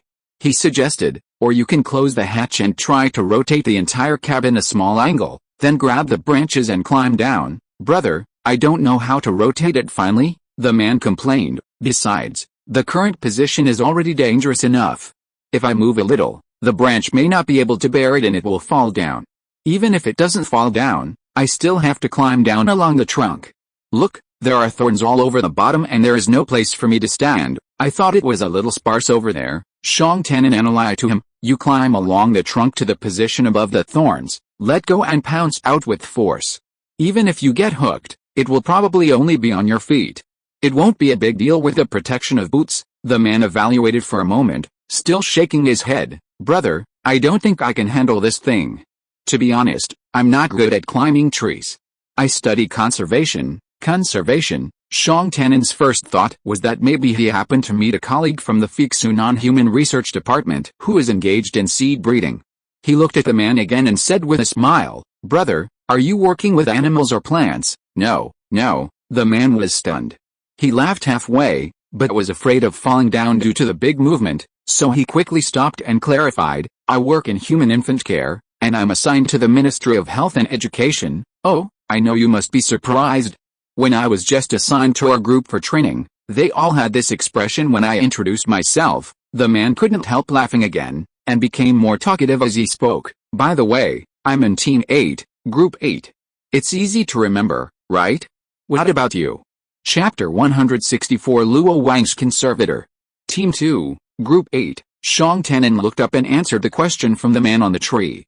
Hey, we are all in Group 8, what a coincidence. You are from Team 2. So your physical fitness must be great. The man looked anxious before, but now he was so excited about the conversation that he forgot his worries. When talking about physical fitness, he looked up and down at Shang Tannen, as if he was a professional in judging people's figures. Shang Tannen, a grown man, felt a little embarrassed.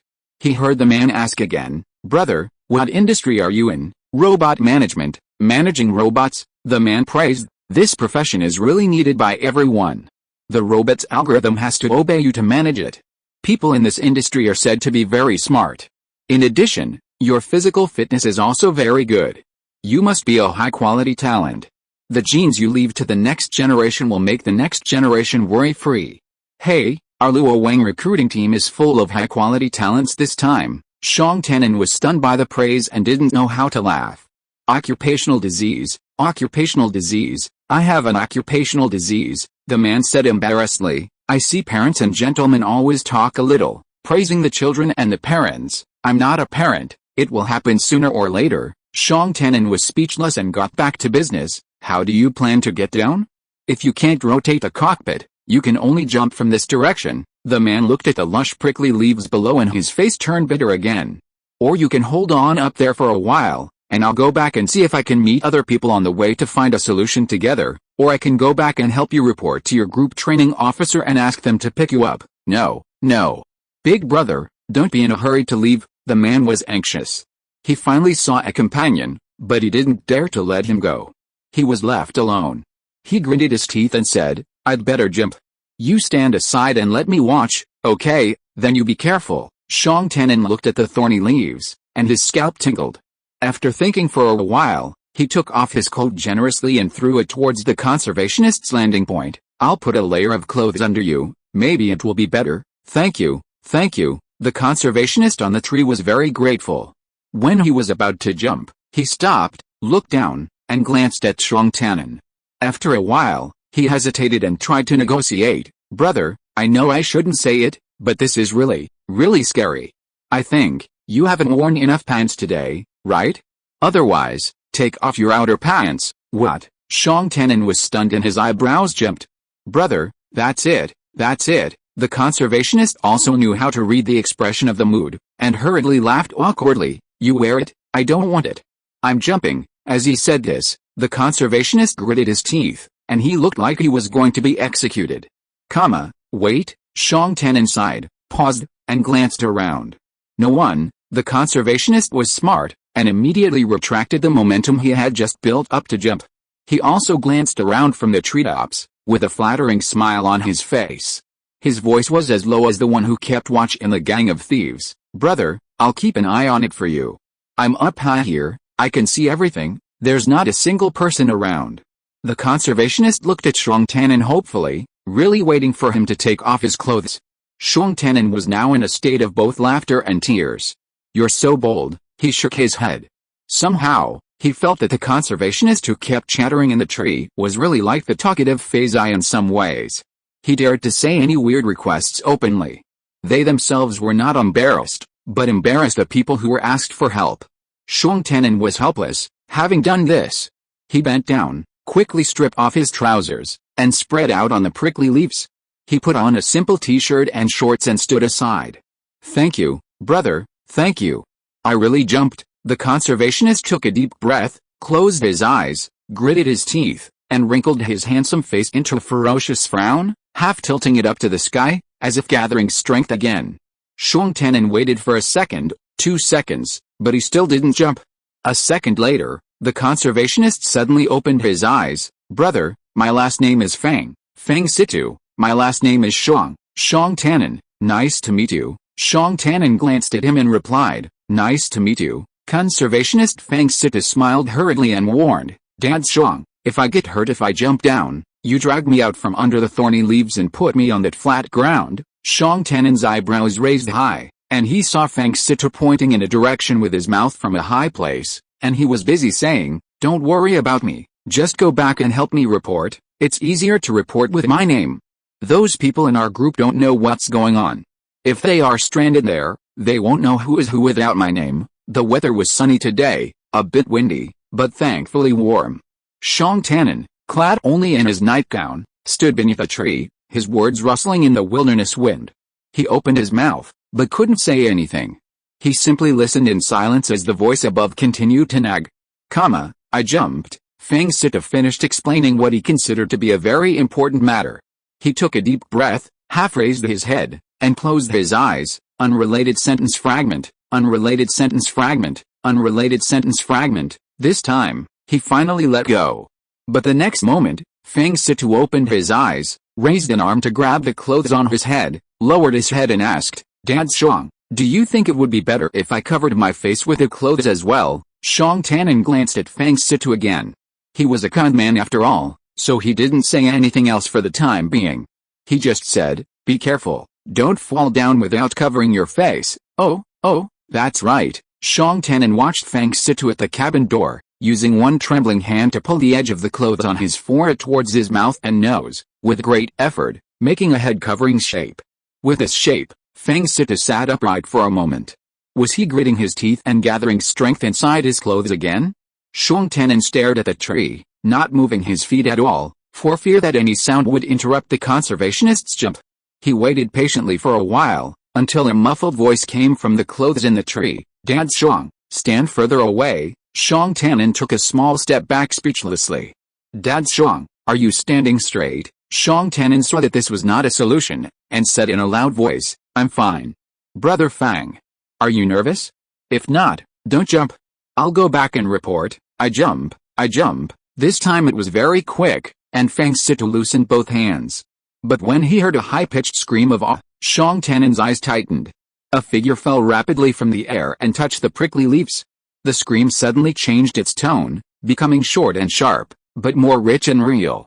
Oh, wow. With a puff, the person broke through the layer of prickly leaves, and landed firmly on the ground, screaming in long and short tones. Chapter 165 Business Ad. Shuang Tian'an immediately ran over, squatted down and looked under the thorny leaves. Are you okay? Fang Situ was lying on his back, and the clothes and pants that Shuang Tian'an had donated to cushion him were pressed underneath.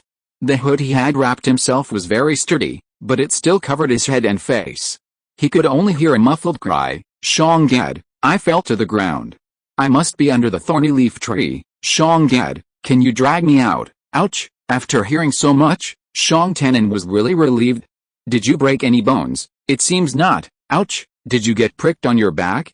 Does it hurt? Fang Situ twisted his body cooperatively. Shuang Tian'an saw that his clothes were crushed on the weed stems and black mud, and they were wrinkled and even more unsightly. It seems not. Ouch! Then I'll drag it. Shuang Tian'an didn't hesitate and grabbed Fang Situ's ankles. However, Fang Situ was a strong man, wearing a pair of military boots with thick ankles. Even with his knuckles rounded, he could only wrap a small half of the ankle, and it was not easy to use force to drag him. At first, it didn't move at all. After dragging twice, it only moved a few centimeters. He almost pulled the boots off. Shuang Tian'an simply let go of Fang Situ's feet and grabbed the edge of his clothes and trousers. He took a breath, shouted, and took a few quick steps back to the open space. Then he relaxed and let out a long breath. Without any further delay, he quickly half-knelt beside the man kneeling on the ground and helped to remove the hood. Brother, are you okay? Fang Situ's eyebrows, nose and eyes were exposed, and he also took a long breath, facing Shuang Tian'an. Shuang Gad, Am I safe? Shang Tanan glanced at the man, turned his face to the side, stretched out his hand to pull. Safe. Do you want to get up and try your legs? After Feng Situ stood up with a grin, he swung his arms and legs, and said happily, it's okay, it's okay. All complete, he turned around and saw Shang Tanan bending down to pick up his trousers, shaking and walking back to the tree where the ejection capsule was hung. He hurriedly followed him. Shang Gad, this capsule is not our responsibility. It doesn't say that we can recycle it after ejection. I'll pick up the clothes. Huh? Oh, sorry, I should pick it up. I'll do it. As he was speaking, Shang Tanan had already bent down neatly, stretched out his arms to the bottom of the thorny tree, and picked up the dirty coat. No need, he said gently, took 2 steps away to brush off the mud, turned slightly sideways, and put on his clothes. On the other side, Sita followed closely and stood opposite him, looking around at him, and apologized repeatedly. Dad Shang, look, your clothes are all dirty. Is there any tear? If it is, I will be even more embarrassed. Shang Tanan was really at a loss whether to laugh or cry. He turned half sideways again, lowered his head and put on his clothes quickly. Feng Situ also turned half a body length, still concerned about the clothes in front of him. Dad Shang, I really trouble you, otherwise, I will go back and get a new set and send it to your house after get off work tomorrow. I can get it myself. Shang Tanan lowered his head to put on his clothes, looked up and said, can you change your name and not call me like this? What name? Ah, it's my professional habit. Professional habit. I can't change it for a while. All the people in our group have been called like this by me, and now it has become their nickname. Haha. Shang Tanan shook his head and said clearly, call me brother, okay, Dad Shang. Feng Situ laughed to himself. Brother Shang, it's actually nothing. You are not used to it now, that's for sure. When you have children in your family in the future, you will get used to it. Let's walk back. It's still a long way from here to the dormitory building. Okay, Dad Shang. Brother, do you know the way? There is no way. I only know the approximate direction. I used to pass here during morning training. That's great, I'll go with you. Feng Situ followed Shang Tanan happily, still talking non-stop. Shang Gad, brother, send your children to me in the future, and I will take good care of them. Shang Tanan stopped, looked at Feng Situ, and asked, do you have a plan for the upbringing of Luo Wang's children in the future? Ha, I knew it. You will feel uncomfortable when I call you dad in advance, but when it comes to children, no one doesn't care. Feng Situ talked about his career with great interest. The childcare facilities I plan to build must be the best. We can't let the children suffer any loss, right? Besides, I don't agree with letting robots take charge of most of the childcare work. I will open up more parent-child time and let parents participate more in taking care of their children during work. It sounds quite scientific. That's right. Hey, Shang Gad, bro, does your family have plans for having children? Hey, don't be shy. The reproduction and upbringing of offspring is such a crucial matter in everyone's life. You should think about it more when you have time. Seriously. This isn't something we can rush into. Here's my plan. When we get to Luoyang, everyone's bound to be busy at first. But what about the baby? As the childcare provider, I absolutely have to take care of everything for you and be your backer. Now, if you have any requests for childcare, let me know and I'll pass them on so we don't get overwhelmed later. Shang Tanan, bracing himself, listened to the children's stories along the way until he and Feng Situ finally saw the dormitory building. People emerged from the building from time to time, carrying various items, registering at the right side of the entrance and leaving one by one. To the left, a group of people formed a square formation, many of them looking dusty and slovenly, their clothes sparsely dressed. They all stood in complete silence, their legs slightly crossed, their hands clasped behind their backs, their faces fixed straight ahead. Take a look at the perfect song, post, content, and book on 6'9". On the steps at the entrance of the building, a row of military officers were still standing, their eyes fixed on the whole place. The communicator dinged and launched the route guide, telling Shang Tanan and the others to line up in the left square and wait. We've been walking for a long time, but there was no prompt at all. Now the function has been restored, Feng Situ muttered in a low voice while they were still some distance away. Shang Gad, look at those people. They came out with a lot of things. Are we the ones we left in the dormitory last night? Maybe, that's great, but will those of us who came back late still be allowed in? Look at those people. Are they standing in the corner as punishment? The nursery director knows that standing in the corner is very bad for the children. Xiong Tannen laughed lightly, and suppressed the words, "Hurry up, we are already very late." At this tense moment, Feng Situ still replied, "I will never make children stand in the corner as punishment. It's so inhumane." In fact, Xiong Tannen really wanted to ask, if the nursery director likes to talk so much, what will happen to the children in the future? An officer on the steps watched them approach and shouted, "State your names." Reporting, Xiong Tannen, leader of Group 8, 2nd Squadron, has arrived at the assembly point and requests formation. Reporting, Feng Situ, member of Group 8, 8th Squadron, has arrived at the assembly point and requests formation. Chapter 166 Purple Flower Officer. The 8th group of the 2nd Squadron has all assembled and entered the dormitory building to carry out their mission, except you. The officer's face turned ashen, and he roared at Xiong Tannen, as the team leader, "Where are you? Why aren't you with your team members? Why don't you take on the responsibilities that a team leader should have?" The purple stamen symbol of the Alliance military system clearly showed the highest-ranking colonel rank of this officer. One level above him, all those standing solemnly with cold faces were officers wearing purple stamen sleeves, which were the same as the corps of officers guarding behind the general who spoke on the floating screen this morning. Xiong Tannen's gaze did not wander any further. Facing the officer in front of him who was questioning him repeatedly, he quickly and loudly explained, "I'm sorry, sir. I didn't catch up with the team's car and took a motor vehicle. Later, we encountered an unexpected accident and the motor vehicle disintegrated. Then I walked back." "Why didn't you catch up with the team's car, sir?" "Because I didn't sit down with the team for lunch and didn't have time to assemble." "On the first day you were elected as the team leader, did the training officer tell you that the team leader's responsibilities include leading the team for lunch?" "Yes, sir." "Then tell me, why didn't you perform your duties?" "I'm sorry, sir. I happened to have something to do and made a video call." "Official or personal?" "Sir, personal." "Before your training started, did the training officer clearly stipulate that matters unrelated to training should not be dealt with during training time?" "Yes, sir." "Then why didn't you do it?" "I'm sorry, sir." "I don't want to hear you say sorry. I want you to answer me now. Where's your team and how is the mission being carried out?" "I don't know, sir."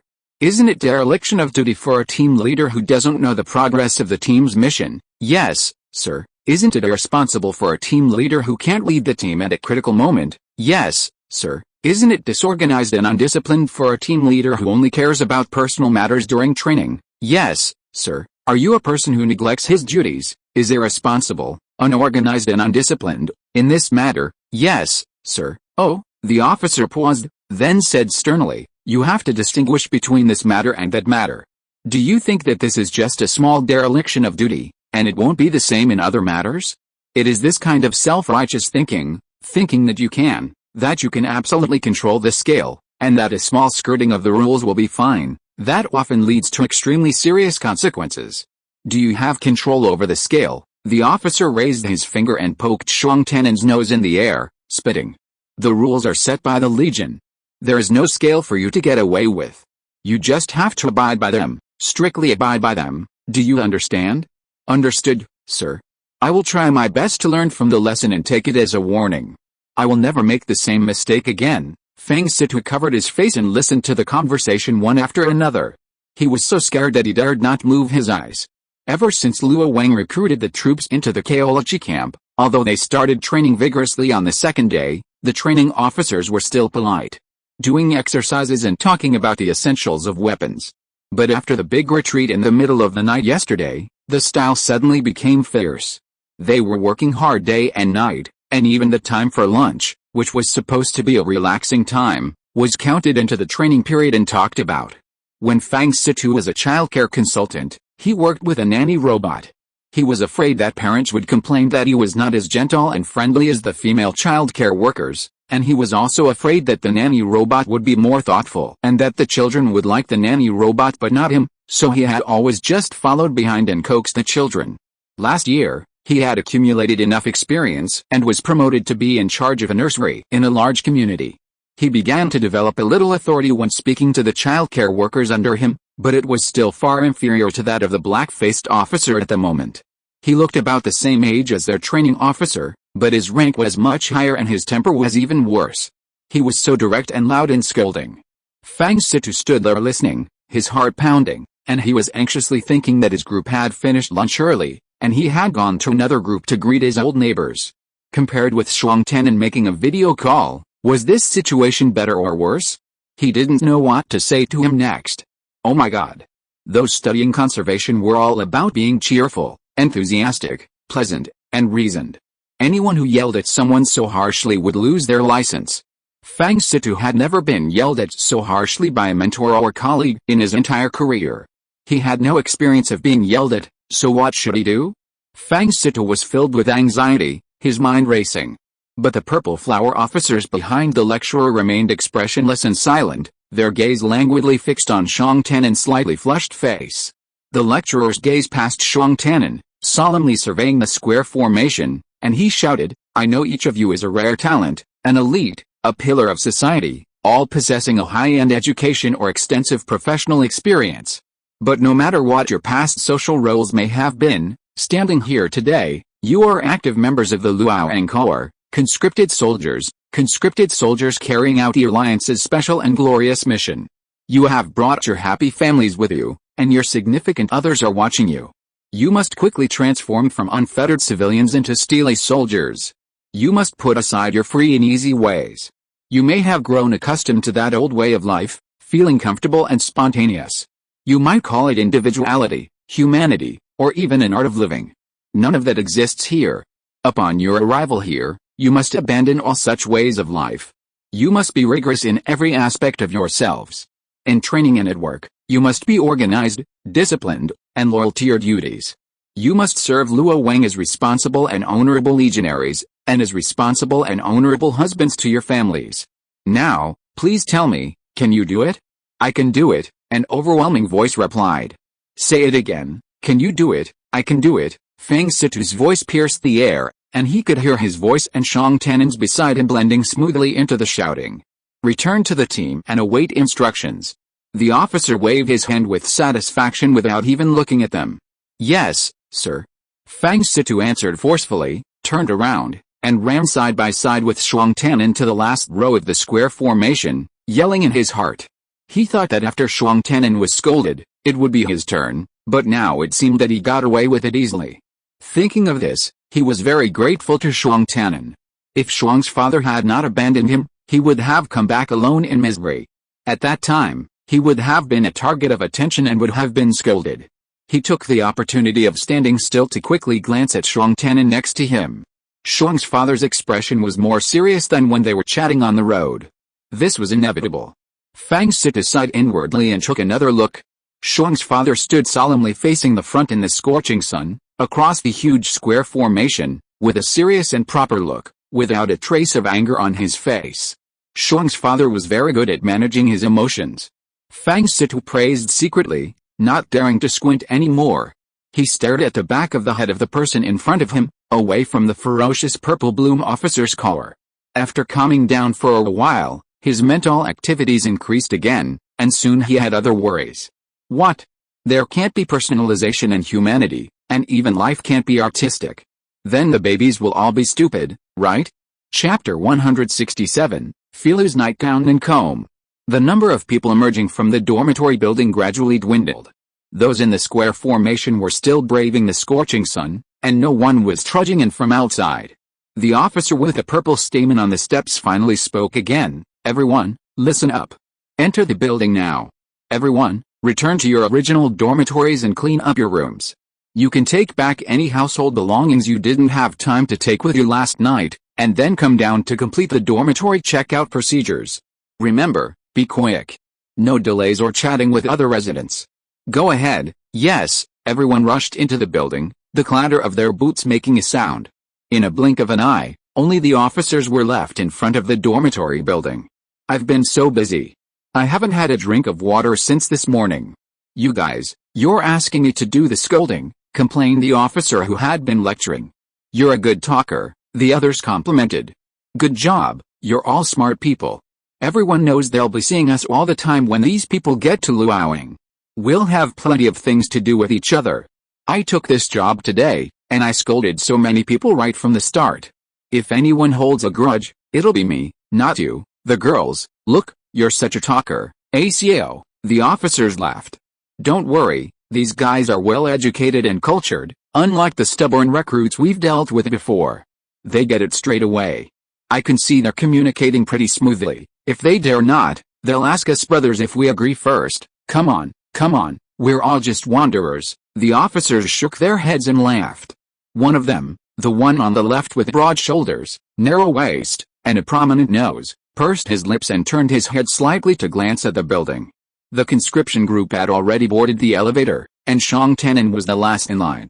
Fang Sito was so intimidated by the officer's lingering presence that he didn't dare to chat, even though there were no officers in the elevator. Seeing his own floor approaching, he slipped out before whispering, "I'm getting off. Brother Shangba, I'll send you some clothes in the next couple of days. We'll contact each other later." Not long after, Shang Tannen arrived at his own floor. The elevator opened, the hallway deserted, and he strode towards his room. The door to the next room opened, and his neighbor, Mr. Jack, emerged breathlessly, carrying a large bag. The two nearly bumped into each other. "Hey, Tannen, you're just here." Guanqing, Shang Tannen hurriedly reached out to help, and said in surprise, "You have so many things, there's no way." Guanqing looked helpless, wiped the sweat from his forehead, stretched out his foot and hooked out another small bag from the door, complaining, "My wife was so scared last night that everything was messed up. She didn't collect the things, and told me that her legs were weak. I just helped her walk and didn't care about so many things. Look, there is another bag inside.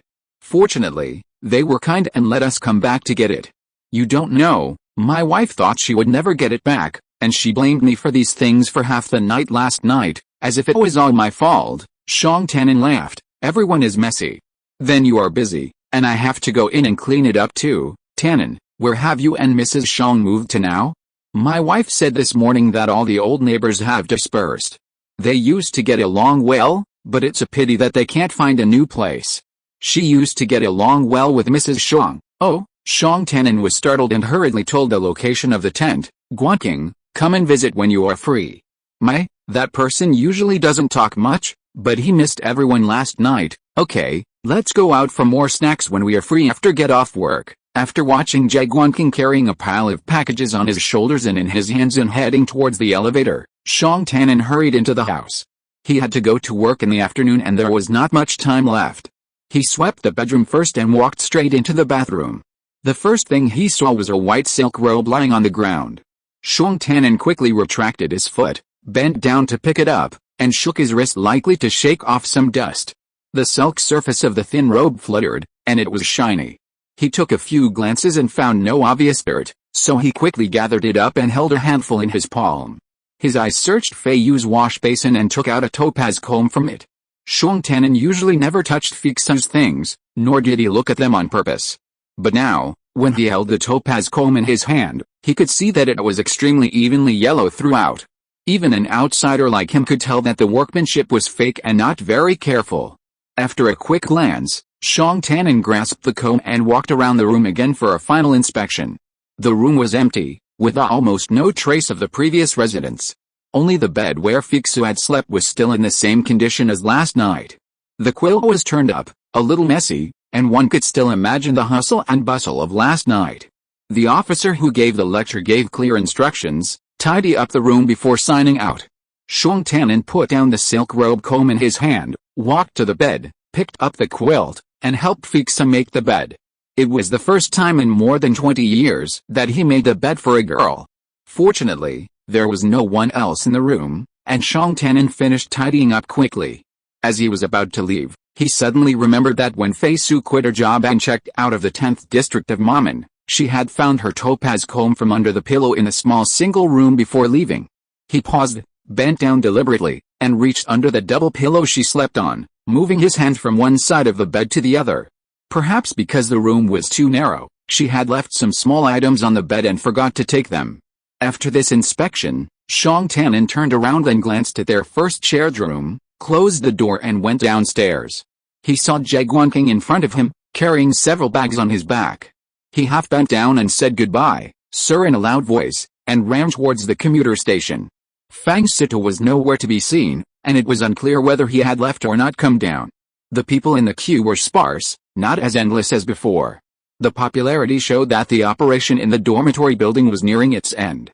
All the officers have now moved to the side of the robot guards who are responsible for signing out, and are supervising with a fierce look. The whole team is silent. And apart from the conversations between the robot guards when they are processing the procedures, no other voices can be heard. Xiong Tian'an looked over while queuing, and everyone was holding something in their hands, and no one was empty-handed. It seems that they all left their personal belongings in the dormitory during the retreat last night. Some packages seemed to need to be opened for the guards to review, which slowed down the processing speed. Xiong Tian'an frowned slightly, and his eyes fell. The white silk robe in his hand was folded neatly by him, and the crochet dark patterns could be faintly seen in the bright light of the open air. It was obviously a soft women's clothing. He moved forward with the team, and tried to fold the white silk robe again with very slight movements, but the fabric was extremely smooth, and the corners kept overflowing from his palms. Next, no mistake, one song, one post, one content, 1 book, one forum, take a look. He stood in front of the robot guard, and when he looked up, the eyes of the officers behind him were all focused on him, and their palms couldn't help but clench. Is the room tidy? The robot guard stared at him and explained according to the procedure. If you are not sure whether the tidying condition is up to standard, you can apply to come back after get off work to tidy it again. Starting tomorrow morning, a unified inspection will be carried out. Families whose dormitory hygiene ratings are unqualified will be criticized in the Luo and Core Daily. Understand, understand. I have tidied it, now show me the personal belongings you took out of the room. Xiong Tian'an didn't want to show too much of Feixu's private belongings under the public's eyes, so he held the white silk robe with one hand and the comb handle with the other, pressed his palms together on the silk robe, leaving only a little corner of the fabric exposed, and held it out for the guard to scan. The scan passed. These are supplies not distributed by the Legion. Please state the name of the item and the name of the owner. The clothes and comb belong to my wife Yanfilo, Mr. Xiong Tian'an, you are clearing out a room on behalf of the family. Are you sure? Confirmed. Okay, cleared out. Your family, as an action unit, has concluded its actions in the residential relocation drill. The relevant analysis report will be sent to you in 1 day. Please be sure to read and study it, and submit a summary report of your experience. You can disband now. Yes. Xiong Tian'an glanced at the officers wearing purple flower-sleeved collars, bent his waist 30 degrees according to military etiquette, and said politely, "Goodbye, sir." Chapter 168 Lost Situation. It was time for the afternoon shift. Feiyu leisurely emerged from the robot warehouse after sipping tea and entered the office. Our department has been loaned out to participate in a rescue exercise for the guards today, Director Jin cheerfully arranged. Everyone, go over there in a bit. We need to cooperate well. Collaboration with the troops will be essential for future field operations. Niunewer, a lively woman, immediately complained, "Director, another exercise. We were running around until midnight last night and all morning this morning. Don't worry, this won't be tiring. We'll just act like trapped people, waiting to be rescued. Our main goal is to help the troops test the strengths and weaknesses of their rescue plans." Feiyu and her colleagues were led into a building. "This is an exercise," the officer who greeted them instructed. "But we want everyone to be their true selves. You can follow your instincts and perform any action, including self-rescue. If you feel the situation inside is unbearable before being rescued, you can opt out. Now, go in and take your positions, one at a time." A door quietly opened in the circular wall, revealing a simple passageway. The light illuminated the floor, a common sight. The colleagues made way for each other and went in one by one. "If we were trapped close together, we could still talk," Niunewer joked, turning and waving. "I'll go in first, see you inside." It was Feiyu's turn. As she entered, she was still thinking that she had no idea when she would finish get off work today and might have to go home later. Halfway through the corridor, the light suddenly dimmed. Feiyu was startled, wondering if it was entering dark mode. She took a few steps forward and vaguely saw half a giant banana tree peeking out. Further ahead, she reached the bottom of the leaves and looked out. A vast, lush forest appeared. It seemed like dawn had just begun, and the grass, leaves, and branches were all covered in a faint smoky gray. Feiyu was stunned for a moment, then turned back. The corridor was gone. Behind her, there were only old, wild trees, stretching deep and long. She paused for a moment, stretched out her arm, and counted the 20 steps she had taken back. She only encountered the rough bark of the tree trunks, not the wall of the corridor. This scenario is truly well designed, she thought to herself. While Feiyu's ladyship course hadn't been particularly good at setting up banquets, she did understand the basics. She pondered whether the passageway wall was already the first level of the scenario, otherwise the physical barrier wouldn't be intangible. Even if the entrance door were real, it could be made movable and rotated elsewhere. Her attempt to remain on the edge of the scenario, awaiting rescue and providing a sense of security, seemed impossible. Having lost track of the scenario's entrance and exit, Feiyu turned around and identified the giant banana tree she had initially seen. She stood beneath its leaves again, carefully surveying her surroundings. Aside from the surrounding trees and grass, which were slightly disturbed by her footsteps, the entire forest seemed to be still asleep. The sky gradually brightened, but it was clearly overcast. After a while, the sound of ticking water echoed. Feiyu looked up, following the stem of the banana leaf all the way to the tip, noticing a slight vibration within the massive leaf. The sound of dripping, became more and more frequent. She looked to both sides and saw small raindrops falling on the small round leaves of the wild vines. The sky that had just cleared up seemed to be wrapped tightly by this dense layer of rain, filled with moisture, and the fog could no longer be bright. Feiyu tried to walk forward for a while, and her face was soon wet with rain. There was no road in the forest at all. She pushed aside the wild vines and bushes and looked back. The thin branches and leaves that scraped her boots and even her arms rebounded and trembled a few times, still soaked in the rain, much more comfortable than her. She thought about it, and every time there was wild grass brushing against her, she stepped on it mercilessly, leaving recognizable creases. There was nothing but dense forest ahead, and dense forest. The rain was getting heavier, and Feiyu blinked continuously. Her vision could no longer penetrate the overwhelming rain curtain. Besides the crackling sound of the rain, even her own footsteps were difficult to hear. She immediately decided to end her survey of the environment, wiped her face, and quickly turned back. While paying attention to the fresh broken grass stems on the road, she looked around in the dense forest and finally saw the banana tree she had seen at the beginning. The large leaves were dancing in the rain, and the tips of the leaves were rapidly gathering rain lines. Feiyu quickly ran over and hid under the leaves. The rain on her forehead was obviously less. She stopped and took a breath, feeling the rain accumulated on her head and face all sliding coldly into her neck, making her whole body want to shiver. This situation was really well done. Feiyu hated and praised. She didn't know where the rescue team was, but as a person to be rescued, she had to make sure she was fine before being found. This rain really didn't look like it would stop. The royal banana's leaves, though enormous, were not densely packed. Raindrops pelted through the cracks, dripping from the edges of each leaf as the downpour intensified. Hiding beneath them, Feiyu fumbled frantically, groping for cover, unable to escape. The ground was already waterlogged, the soil soft and silty. Every time she lifted her boots, they tore up small pieces of clay, creating a sizzling sound beneath their feet. It felt like she had nowhere to hide. Wiping her face, she surveyed the royal banana again. Its waist-thick, brown stem looked woody. The old leaves beneath, withered over the years, had left behind protruding petioles that felt firm to the touch. Rising up the woody stem, large leaves spread out in a whirl, and from the center, a spike as thick as an arm emerged, adorned with a cluster of fruit. Unable to bear the drenching, Feiyu gritted her teeth and climbed up the remaining old petioles on the woody stem. She climbed cautiously, step by step, breaking off fresh leaves with brute force. Take a look. Though the leaf looked soft and fluttery, breaking it proved difficult. The stem was incredibly resilient, and despite her shaking and tugging, it refused to break, spilling the rainwater all over her head. She was completely soaked from head to toe, panting and thinking, I'm already soaked like this. If I can't pry it off anymore, I won't.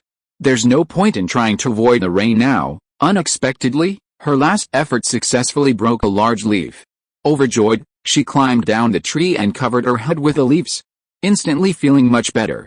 Not long after, the distinct sound of raindrops fell overhead, but unlike before, the cold water didn't seep directly into her hair.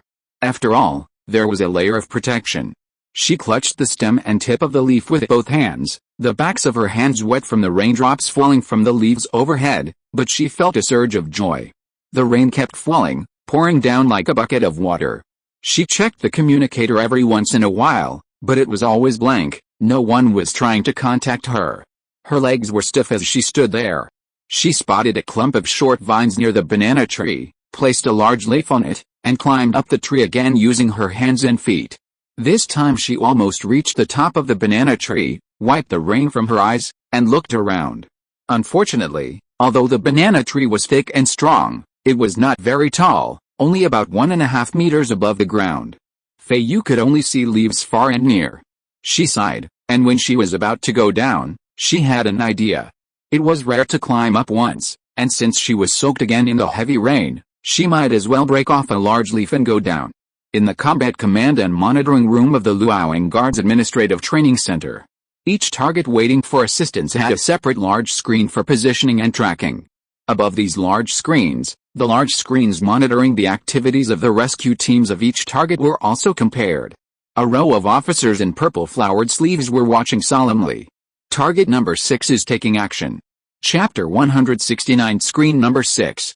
In the lower split screen, a figure clings to the upper middle section of a giant banana tree, one hand gripping the trunk while the other laboriously pulls at a leaf stem. This split screen had been silent for a long time, a single figure and tree, covered in rain, a stillness as if frozen in time in a close-up. Now, the scene becomes lively, the figure clinging to the trunk reaching out, persistently plucking a leaf. The crown of the giant banana tree's leaves sway and shake, shaking and swaying. Amidst the vast rain streaks across the screen, the one above her head is the most vibrant.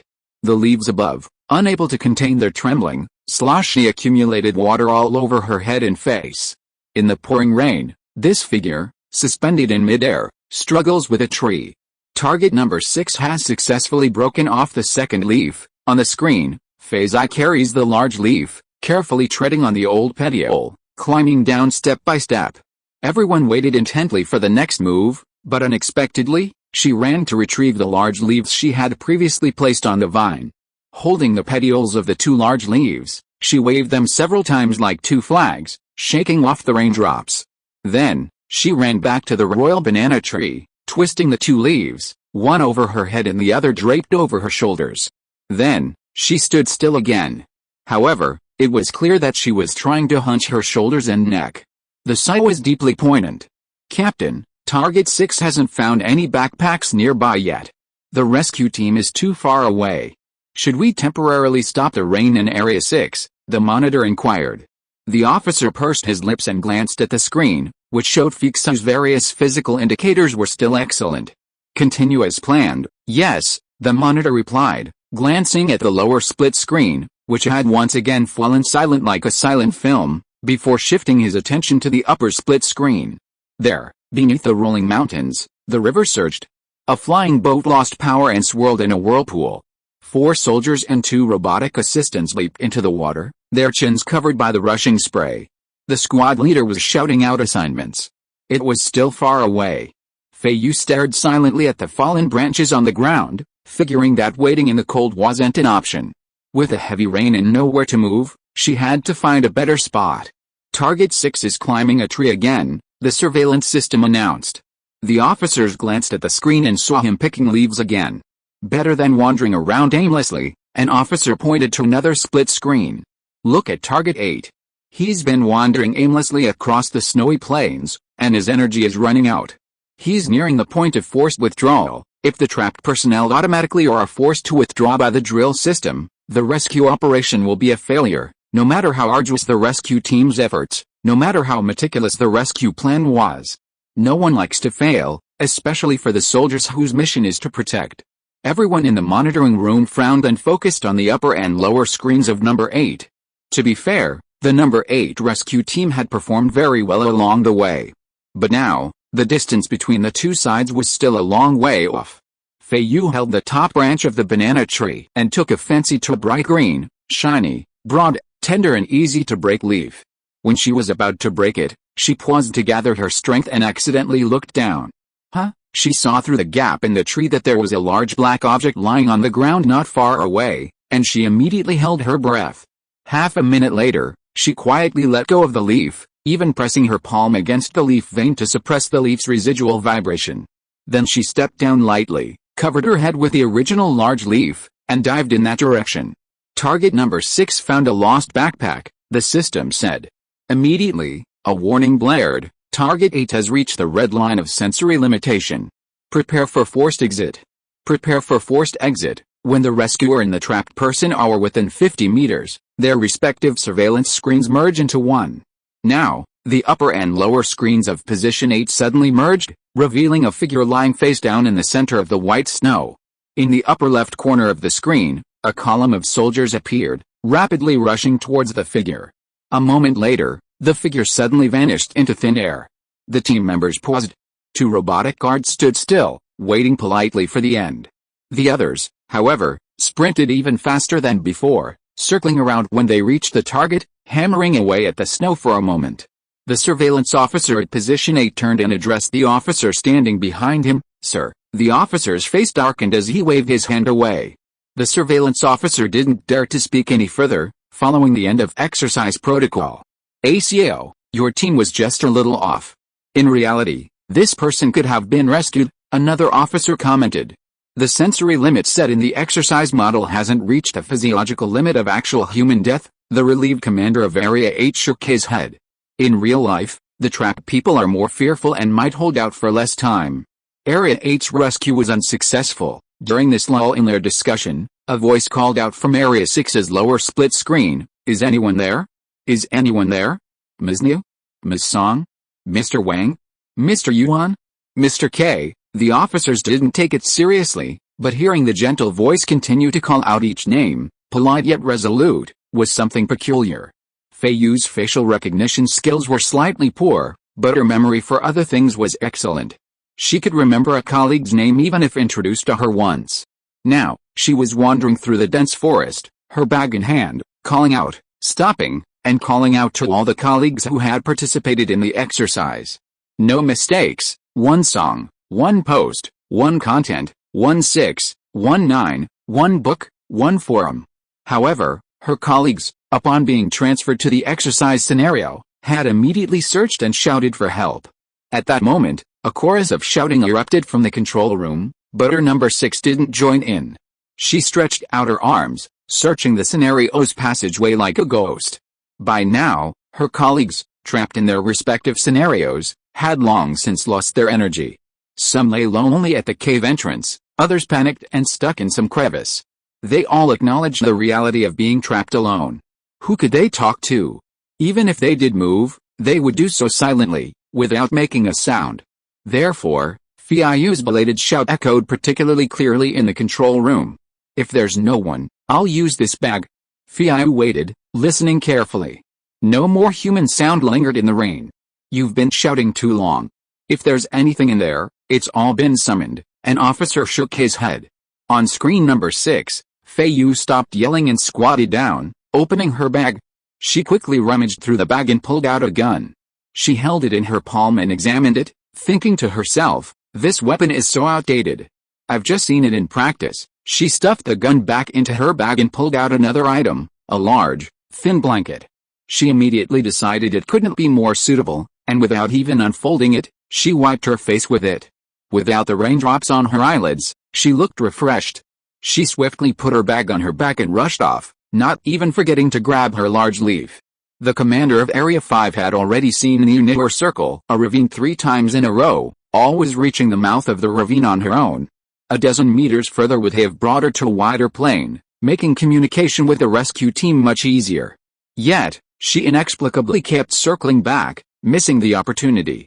He watched Feiyu throw away the small twigs weighing down the large leaves and nodded. This 6 didn't seem to place the leaves randomly. The petioles are facing the same direction as before. She turned around and returned to where she left the leaves, so the return journey will be fine. This was natural. As someone who wasn't very good at finding her way, as someone who was aware of her own minor flaws, Feiyu was extremely cautious in her actions, always afraid of losing the direction of the royal banana tree. In the dense forest under such rain, although getting wet didn't matter, the large leaves of the royal banana tree gave her a greater sense of security and familiarity. She returned to the tree, wondering what to do with the things in her bag. The split screen under 6 became busy. If you're listening to this novel on a channel other than Fanfic World, it means they downloaded and uploaded it without effort. We cordially invite you to visit our channel, Mundo Fanfic Novelis. There you'll find the original version of this story and you can explore many other novels of various genres. We're waiting for you to immerse yourself in a world of incredible novels. Chapter 170 King Banana. Feiyu stood outside the tree, braving the sleet, her rifle raised and shifted its angles. Just when everyone thought she'd aimed long enough to fire, she lowered her arm and raised her other hand, wiping her eyes. It's too early for them to use weapons, they've only practiced a few times, an officer said. The monitor in Area 6 continued, Number 6's training progress shows she had her first practice this morning. As the words fell, Feiyu raised her rifle again on the large screen. Barely had she aimed for long when a tiny dot of light flashed across the top of the giant banana tree, breaking off at the stem and falling to the ground. Target 6 has shot down a leaf, the system announced. Good luck, the officer in the monitoring room smiled. Feiyu ran over, picked up the leaf, and examined the broken petiole, a thoughtful look on her face. After a while, she ran out of the tree again and stared at the giant banana tree, shifting a few steps from time to time, her eyes never leaving the tree, so focused that she completely ignored the need to shield her head. Finally, she stopped and raised her hand again. Target number 6 hit the trunk. Feiyu withdrew her hand and ran back to almost the wooden stem of the giant banana tree. She carefully searched for the crack and pushed hard again. The giant banana tree remained stable. She frowned and pondered for a moment, then walked out and stood in her original position. She raised her arm and held the gun, and paused quietly for a moment. Another point of light slid out. Target number 6 hit the trunk again, points of light flashed across the screen one after another. The system paused for Feiyu to stop, and then concluded, Target number 6 hit the trunk continuously. The officers waited to see the results. Feiyu also craned her neck and waited a meter in front of the tree. To her disappointment, the giant banana tree remained stable. She stuffed the gun back into her bag, pulled out the dagger, and holding the wooden stem, she found the hole and inserted it. The top leaf was shaking slightly, and raindrops were pouring down from the edges. She slapped the stem hard and turned to run away. Looking back, the banana tree had snapped in half, its upper section, leaves and fruits attached, collapsing onto the ground. Target 6 has broken the trunk, the system reported. Nice technique, an officer commented after a long pause. Zoom in, the commander of Area 6 ordered. The monitor responded, and the screen immediately displayed a cross-section of the banana tree. The outer layer was hard, resembling bark, while the inner core looked somewhat soft. The spiral bore of the gun was large, and a mushy pulp could be seen in the groove in the center. However, the bores on either side were relatively clear, almost on the same horizontal level, though there was a slight difference between the top and the bottom, which was incredible for a novice. The tree's ability to break was partly due to the internal texture and partly due to the smoothness of the gun's path. This number 6, why don't we try to get her out on her own, someone quipped. The commander of Area 6 had the surprise in his eyes, pursed his lips and said, let's follow the plan. Feiyu really got into a fight with this banana tree. She took a knife and cut off all the large leaves on the upper half of the fallen tree. Then she stepped on the old petiole of the lower half of the stem and dug out a line on the broken surface without mercy. She picked up a broken branch from somewhere else, inserted one end into the groove of the broken surface, and placed the other end on the branch of the nearby tree to form a horizontal pole. She took out the rope from her bag, looped it around the half-broken banana tree stem with leaves removed, and dragged it under the horizontal pole. Then she picked up branches nearby and leaned them against both sides of the horizontal pole. At this point, everyone could see that she had built a simple triangular shed. She hung those large leaves on the horizontal pole and spread them along the shed, and soon they were layered, thick and warm green.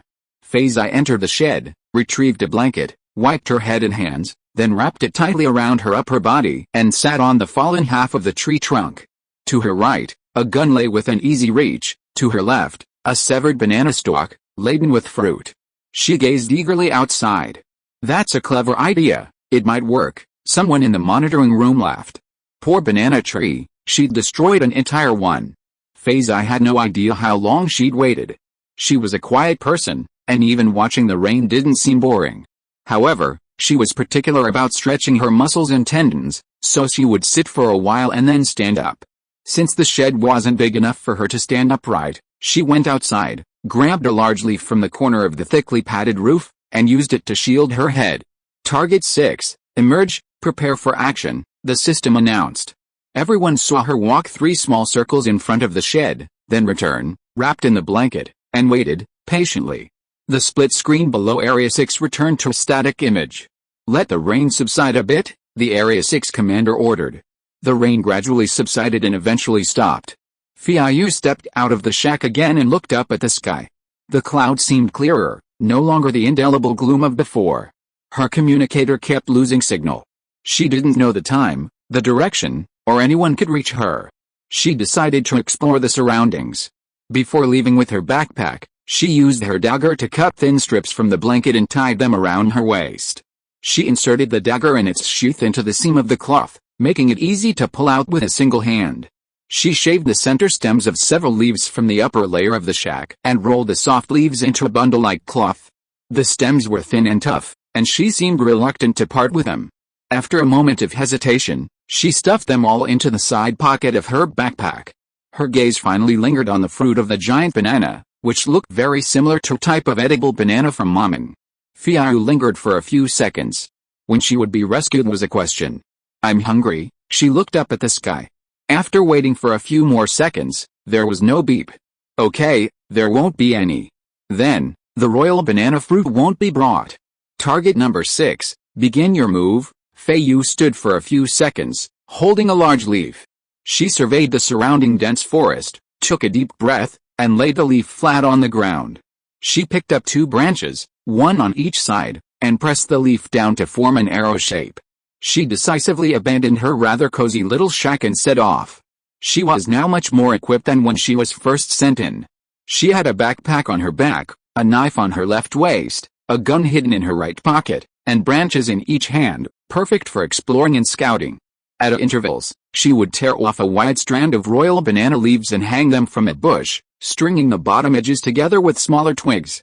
On the upper split screen of number 6, a small group could be seen emerging from the dense forest, passing a bush covered in broken branches and leaves after the rain. The strand of royal banana leaves fluttered, dangling from the bush. As luck would have it, the tiny tip that had pierced the leaves had already fallen to the ground, leaving only broken green leaves draped over the branches. The squad passed by the tree, looking around as they walked, and heard the robot guard say, "There are no obvious human footprints." The squad leader pointed and led the group forward, just crossing the direction of Feiyu.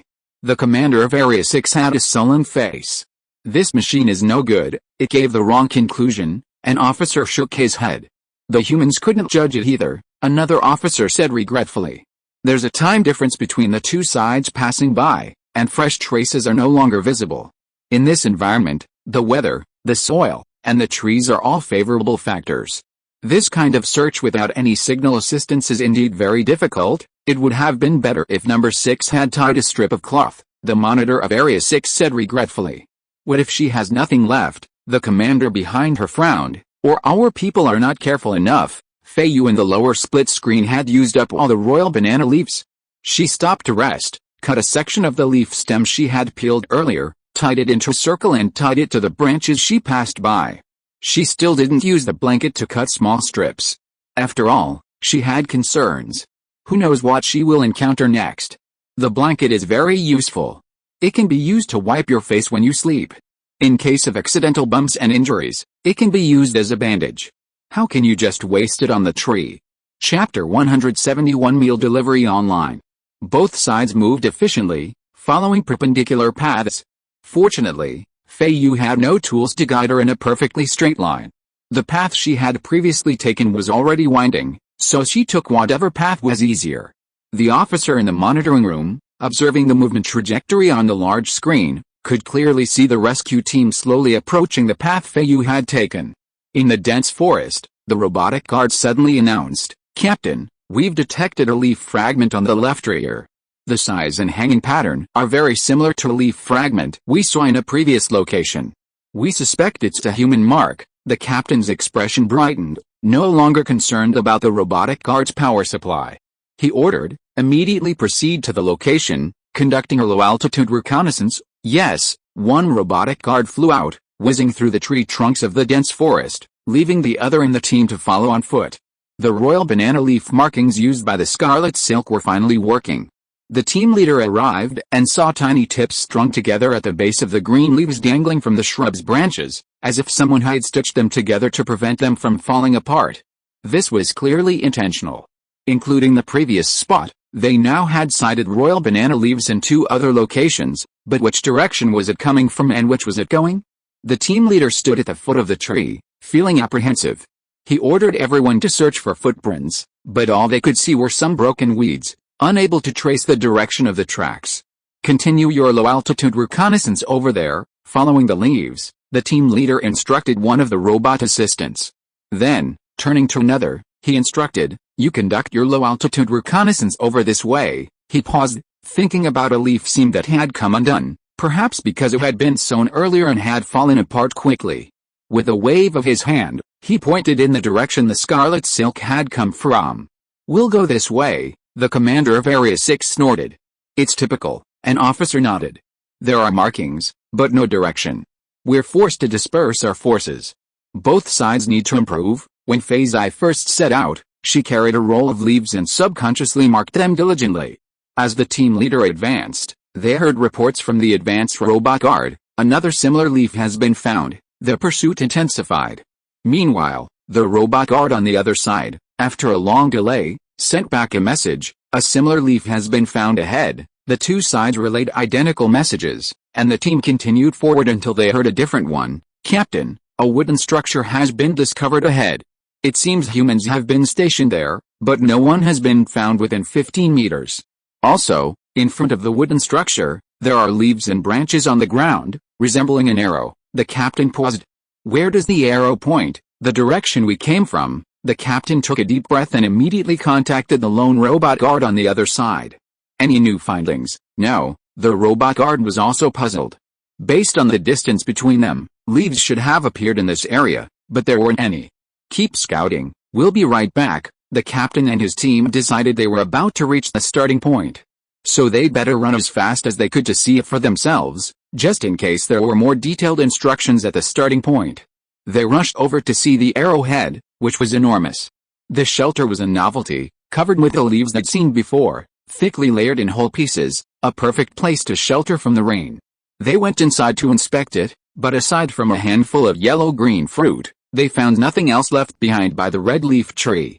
The captain could tell there had once been a large leaf tree here, badly damaged by someone's actions. While he felt anxious about the misdirection, he also felt a sense of relief. After all, those who could figure things out on their own would last longer. Captain, we haven't seen any leaves up ahead, but there's this rolled-up object on the tree. We can't be sure if it was man-made. As the captain looked at it, he quickly realized that after the large leaf had been torn off, only the central stem remained, and it was rolled up like this. Attention, the trapped individuals should have run out of leaves. Continue tracking along this coil. Even if that's gone, keep an eye out for anything else hanging from the branches. Commander Six's stern expression relaxed slightly. His team was finally on track. Feiyu used up all the leaf stems, walked a short distance, and paused to rest, a hint of worry on her face.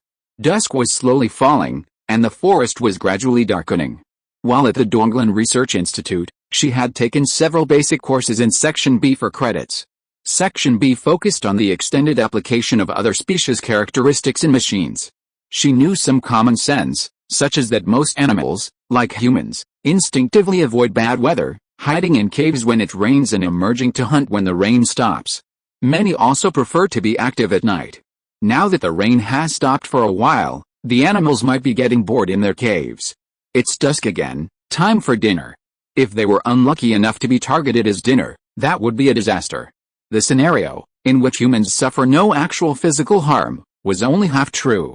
During the first class, Feiyu's situational catering instructor warned the young ladies, in her preface, to be absolutely sure to understand the guests' health conditions and avoid using overly stimulating situations just to liven up the atmosphere. Even if the environment is virtual, the emotional fluctuations are real, and the resulting physiological changes trigger responses within the body. Situations, whether real or fake, are divided into 3 layers, separated by the body. The outermost layer is the external environment, which can be simulated. The second layer is the surface of the body, where you can feel the breeze or even a cut, that's still simulatable. But the third layer, all the sensations within the body, are real. If a situation causes numbness in the hands and feet, it's not just the experiencer's imagination, it's the real numbness. A surge of Qi in blood is real, and so is a sudden cardiac arrest. Situations should be used with caution, the catering instructor emphasized this several times. No mistakes in one poem, one post, one content, 16, 19, one book, one forum. Feiyu felt that the moment had come to a head. Trapped in this situation, she was about to be devoured by nocturnal animals. The physiological fluctuations brought on by fear were not pleasant. Feiyu took a deep breath and exhaled slowly, controlling it. In the silence, she could almost hear her heart pounding, and she pursed her cheek muscles even more. Her face heavy, she simply gave up all hope and prepared for the worst-case scenario. If no one found her tonight, what would she do next? She had to seriously consider the feasibility and necessity of spending the night alone in the forest. It was obviously too late to return to the shack. She had to find a safer place quickly while it was still light. The tree was the best place, but she couldn't climb up. Controlling her breathing could no longer suppress her anxiety. She strained her eyes, looking around, as if a sharper vision could penetrate the thick, dark gray twilight and find a good shelter for the night. Target number 6 has entered a critical state, the system issued a warning, and the monitor closely monitored Feiju's sensory limit indicator, which had been quite good, and saw a sharp rise. The commander of Area 6 glanced at her, then turned his gaze to follow Feiju's subsequent progress. Chapter 172, Several Face Shapes. Feiyu stopped moving and stopped beside a bush. She tossed the grass and leaves beneath it, clearing a patch. She then gathered some branches and used them as padding for the ground.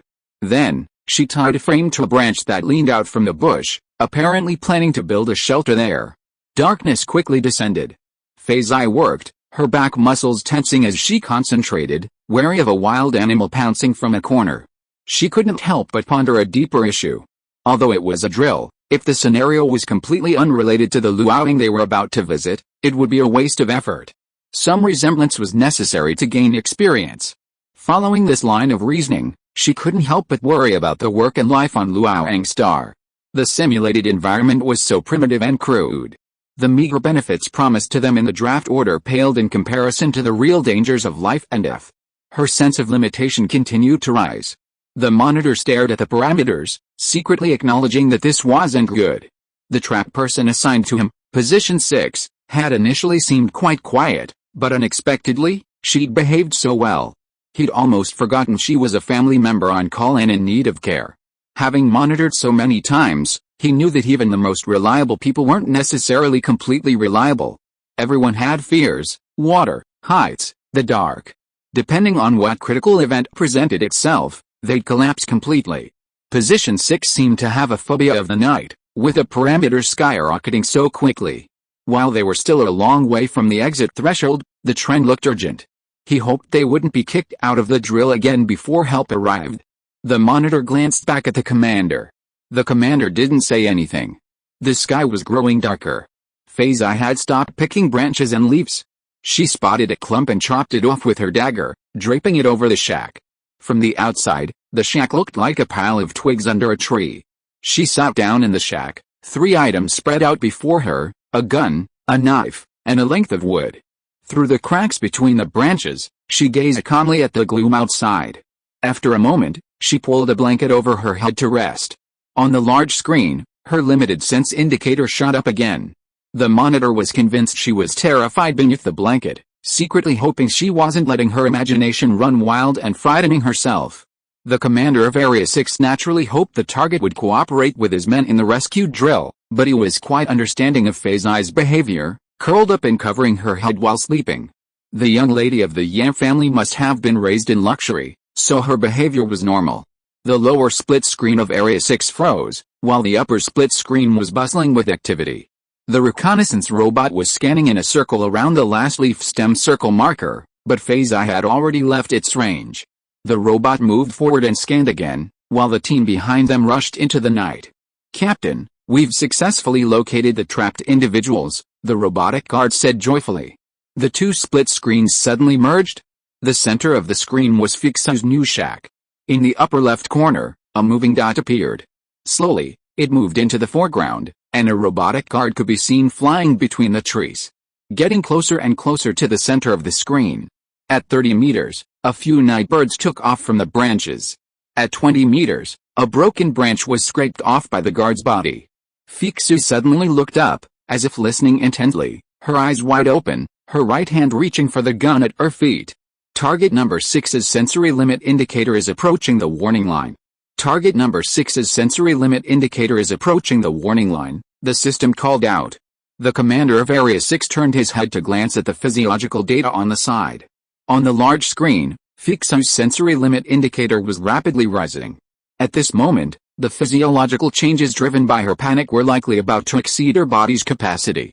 The auxiliary guard flew to Feiyu's shack. Her footsteps landed on fallen leaves, creating a distinct rustling sound in the night. Her sense level instantly shot past a red line, nearly reaching the exit threshold.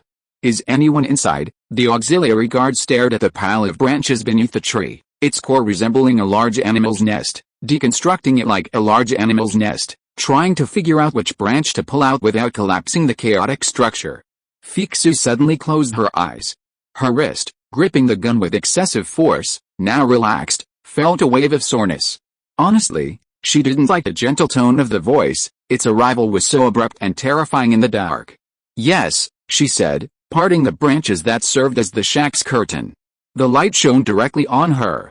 She was draped in a blanket, her expression solemn, showing no joy at being rescued. She knelt in a perfectly standard position, her gun pointed at the newcomer, her eyes narrowed, her head tilted slightly, silently examining the silhouette beyond the light. "Mom, don't be afraid." The auxiliary guard had a heroic face, a standard consoling smile on his face, and a soft tone of voice.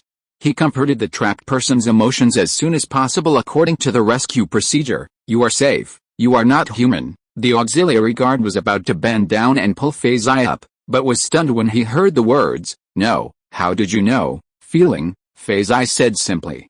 She quickly regained her composure and behaved very agilely. She put away her gun, dagger, and blanket, and even said politely, "Please step back, I will come out by myself." After waiting for her to leave the shack, the auxiliary guard followed the procedure and asked with concern, "Mom, are you injured or feeling uncomfortable?" "No, thank you very much for coming." Feiyu did not have the excitement of the trapped people who cried with joy when they saw the rescue. She quickly put on her backpack, looked around, and asked puzzledly, "Are you alone? What are the arrangements now?" "The rescue team will be here soon, and I am the advance scout." "Then we wait here." "Yes, no mistake in the poem, post, content, book, forum, or article." Feiyu nodded, silently standing beside the auxiliary guard. Encountering such a calm and collected trapped person, the auxiliary guard glanced sideways, concluding its care and comfort routine. "Mom, may I ask how you felt just now?" it asked politely. "It's hard for ordinary people to immediately notice I'm not human in such dim surroundings." "What made you notice the difference?" Feiyu glanced back. "I just saw yours last night." "Are you very frugal with face shapes?" The commander of Area 6 couldn't help but twitch his lips. Officer Cao laughed out loud. "This family member is interesting." "No comment," the auxiliary guard said expressionlessly. Feiyu's background was in robotics. During her time in Donglan, she had seen countless robots, if not touched them, or even glanced at them. Glancing at the auxiliary guard now, even without it telling her, she could immediately determine that it and its fellow soldiers were probably not highly individualized, at least sharing a few common features in terms of appearance. However, she wasn't interested in the appearance of the robotic auxiliary guard. "Can I ask you a question?" she said seriously. "How did you find me?" "You left a mark on the tree. Unfortunately, when we saw it for the first time, we were not sure it was you. We thought it was blown there randomly by the wind until we saw it for the second time." Feiyu nodded and kept this in mind. In the future, she must pay attention to learning more about field search and rescue knowledge and try to stand in the other person's perspective to avoid misunderstanding each other and missing the opportunity. Chapter 173. When do you get off work? Soon, a rustling sound echoed from the nearby woods, and through the brush, a flickering light could be seen. "Our squad is here." The auxiliary guard perked up, like a human. He was about to comfort Feiyu, but she stood there quietly, only humming a single hymn, her expression unchanged, let alone excited. The Area 6 monitor glanced at Feiyu's data. fearing she might be like the timid civilians, frozen in time by the previous shock. Unexpectedly, her data was quite good, so he glanced at Feiyu again and gave a silent compliment. "Hello, Mom, I'm glad to see you're safe." The squad leader strode over. Under the light, everyone's eyes were fixed on Feiyu, glancing back and forth at the trapped person. She smiled gratefully and said, "Thank you." This image of a triumphant reunion, with Feiyu's calm demeanor, felt a little lacking compared to the actual situation. "Mom, can you still walk? We're going down the mountain now." "We still have to walk down the mountain." Feiyu was genuinely stunned, her expression more vivid than before. She thought that once she was found by the rescue team, everything would be over. This rescue exercise had a set of regulations. Only by bringing the trapped people safely to the designated destination could the exercise be considered successfully completed. The team leader glanced at Feiyu and asked nervously, "Mom, can't you walk?" "What's wrong with you?" "No problem, I can walk." Feiyu shook her head. "I was just wondering if..." She paused, feeling that her question was probably inappropriate. "Can you what?" The team leader looked at her with concern. Feiyu paused and said honestly, "It feels like I've been here all day. I'm a little confused about time. I'm not sure if I can get off work on time after I get out." She still had to find her own tent. If she stayed off work later, it would be dark when she got back. Even with a flashlight, it would be troublesome. The purple flowers were not very conspicuous. The entire rescue team was silent. After a while, the team leader spoke up. "When does your department typically get off work?" "We were notified in advance that this was a drill, which is why we have this problem." An officer in the monitoring room frowned, pointing at screen number 6. "The immersive experience is always a little lacking. Everyone knows there are adequate safety precautions, but they can't develop a true sense of crisis. Look, everyone knows it's a mission, and once it's completed, they can leave." So, in a drill, this deep state of relaxation allows both the trapped and the rescuers to calmly consider and experiment with various strategies.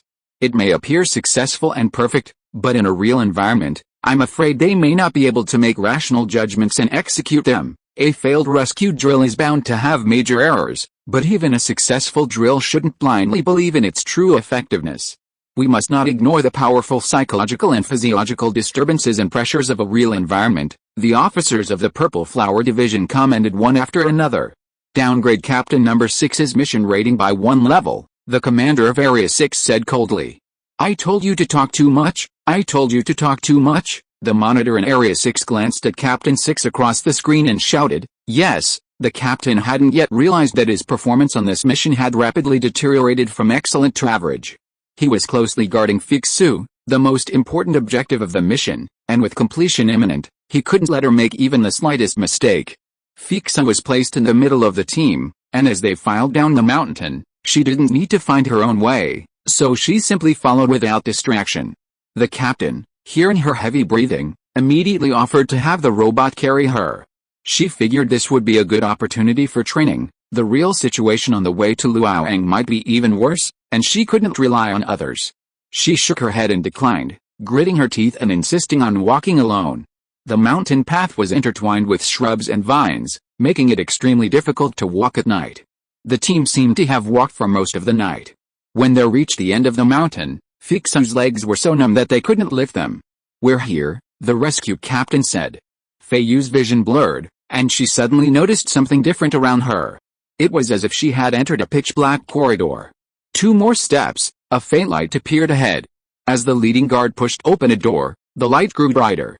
Squinting, she saw a circular hall filled with people sitting and lying. Judging by their attire, they were all from various rescue teams. Many of her colleagues from the non-human research department were gathered in a corner, and military medical robots occasionally surrounded them with questions. "Xiao Yan, you're back," the kindly Minister Jin greeted her with a smile. Well, you did very well.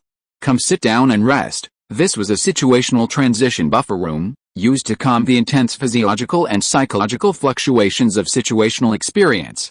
"Feiyu, where were you thrown?" Song Ai, who was sitting next to her, asked.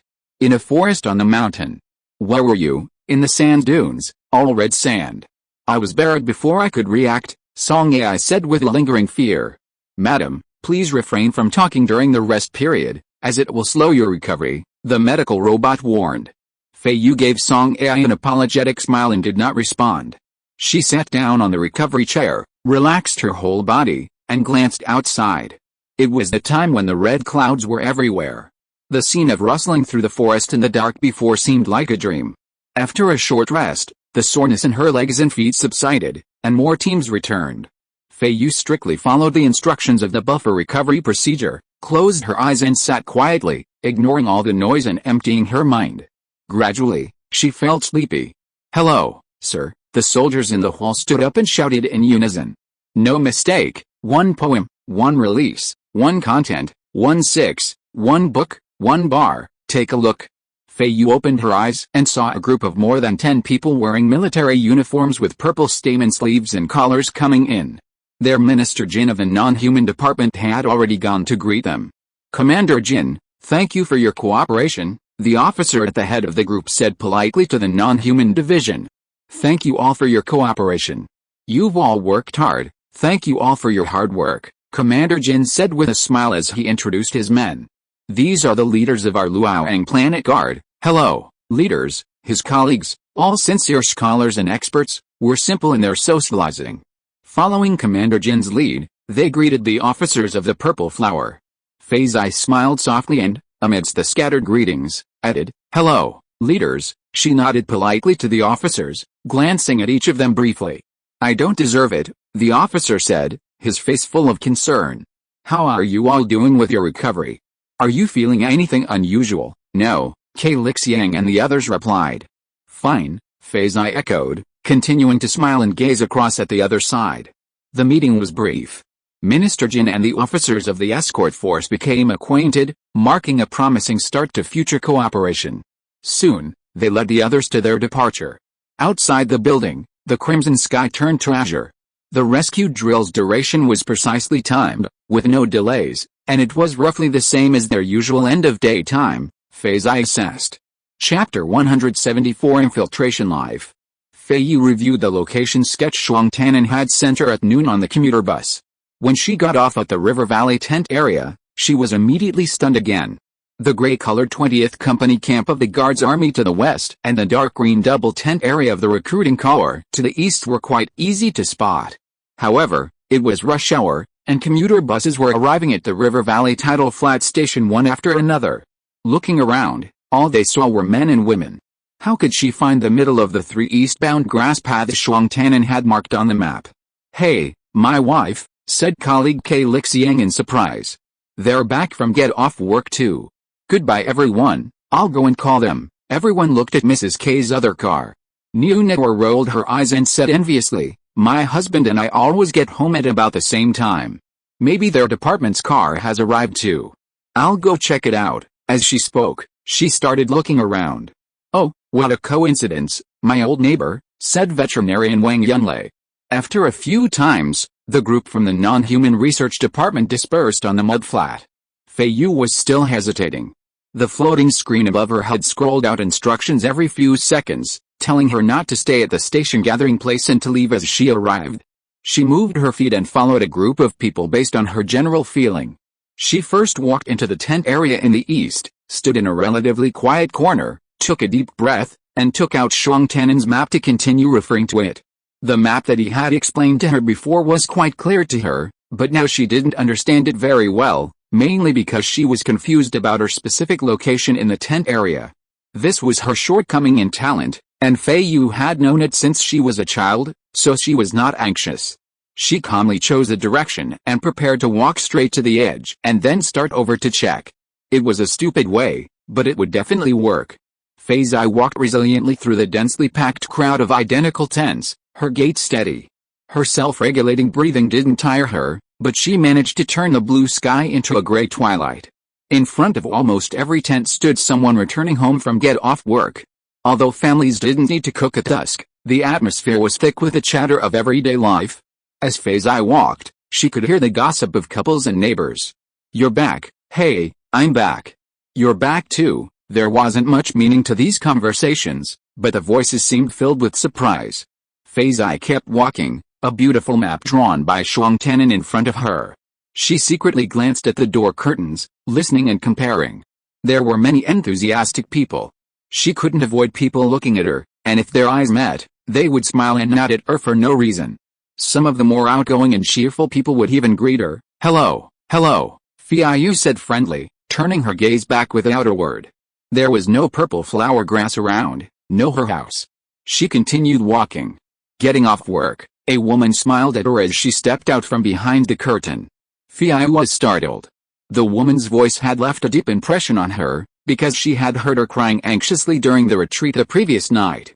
After waking up, she seemed to have recovered her mood, and before her morning exercise, she even shyly greeted the surrounding women with good morning greetings. Feiyu remembered that their two homes were not far away. She secretly breathed a sigh of relief and smiled.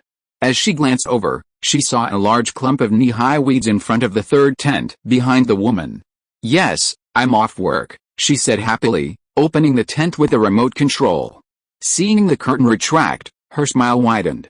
"You might not know, but our shower tents are at both ends," the lady said enthusiastically. "The logistics department came this afternoon to set them up.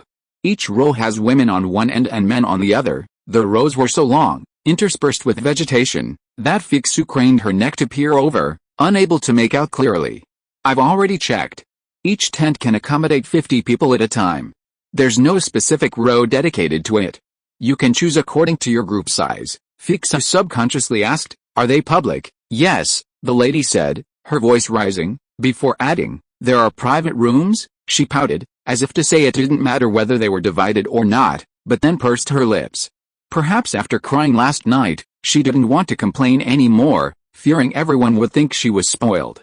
However, she clearly wanted to discuss this unusual situation, and her expression showed that she was trying very hard to hold it in.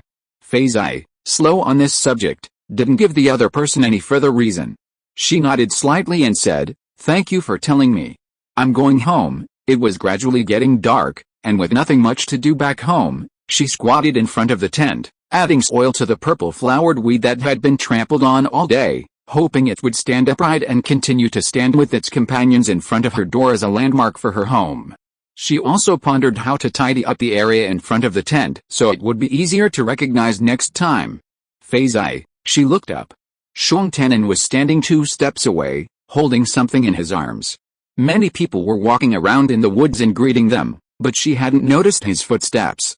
Back, she thought he came back late today. "Your department is getting busier and busier." "Not bad." Xiong Tannen walked over and squatted, curiously. "What are you doing?" "I want to pick it up," Feiyu said a little worriedly, and asked, "I've been stepping on it for a long time. Maybe I can't pick it up, otherwise I can pull it out." "Keep it, maybe it will recover slowly by itself. Wild grass has strong vitality." Xiong Tannen raised his left hand, his eyebrows bright and smiling. "Look." Feiyu took a closer look. Wasn't it her comb?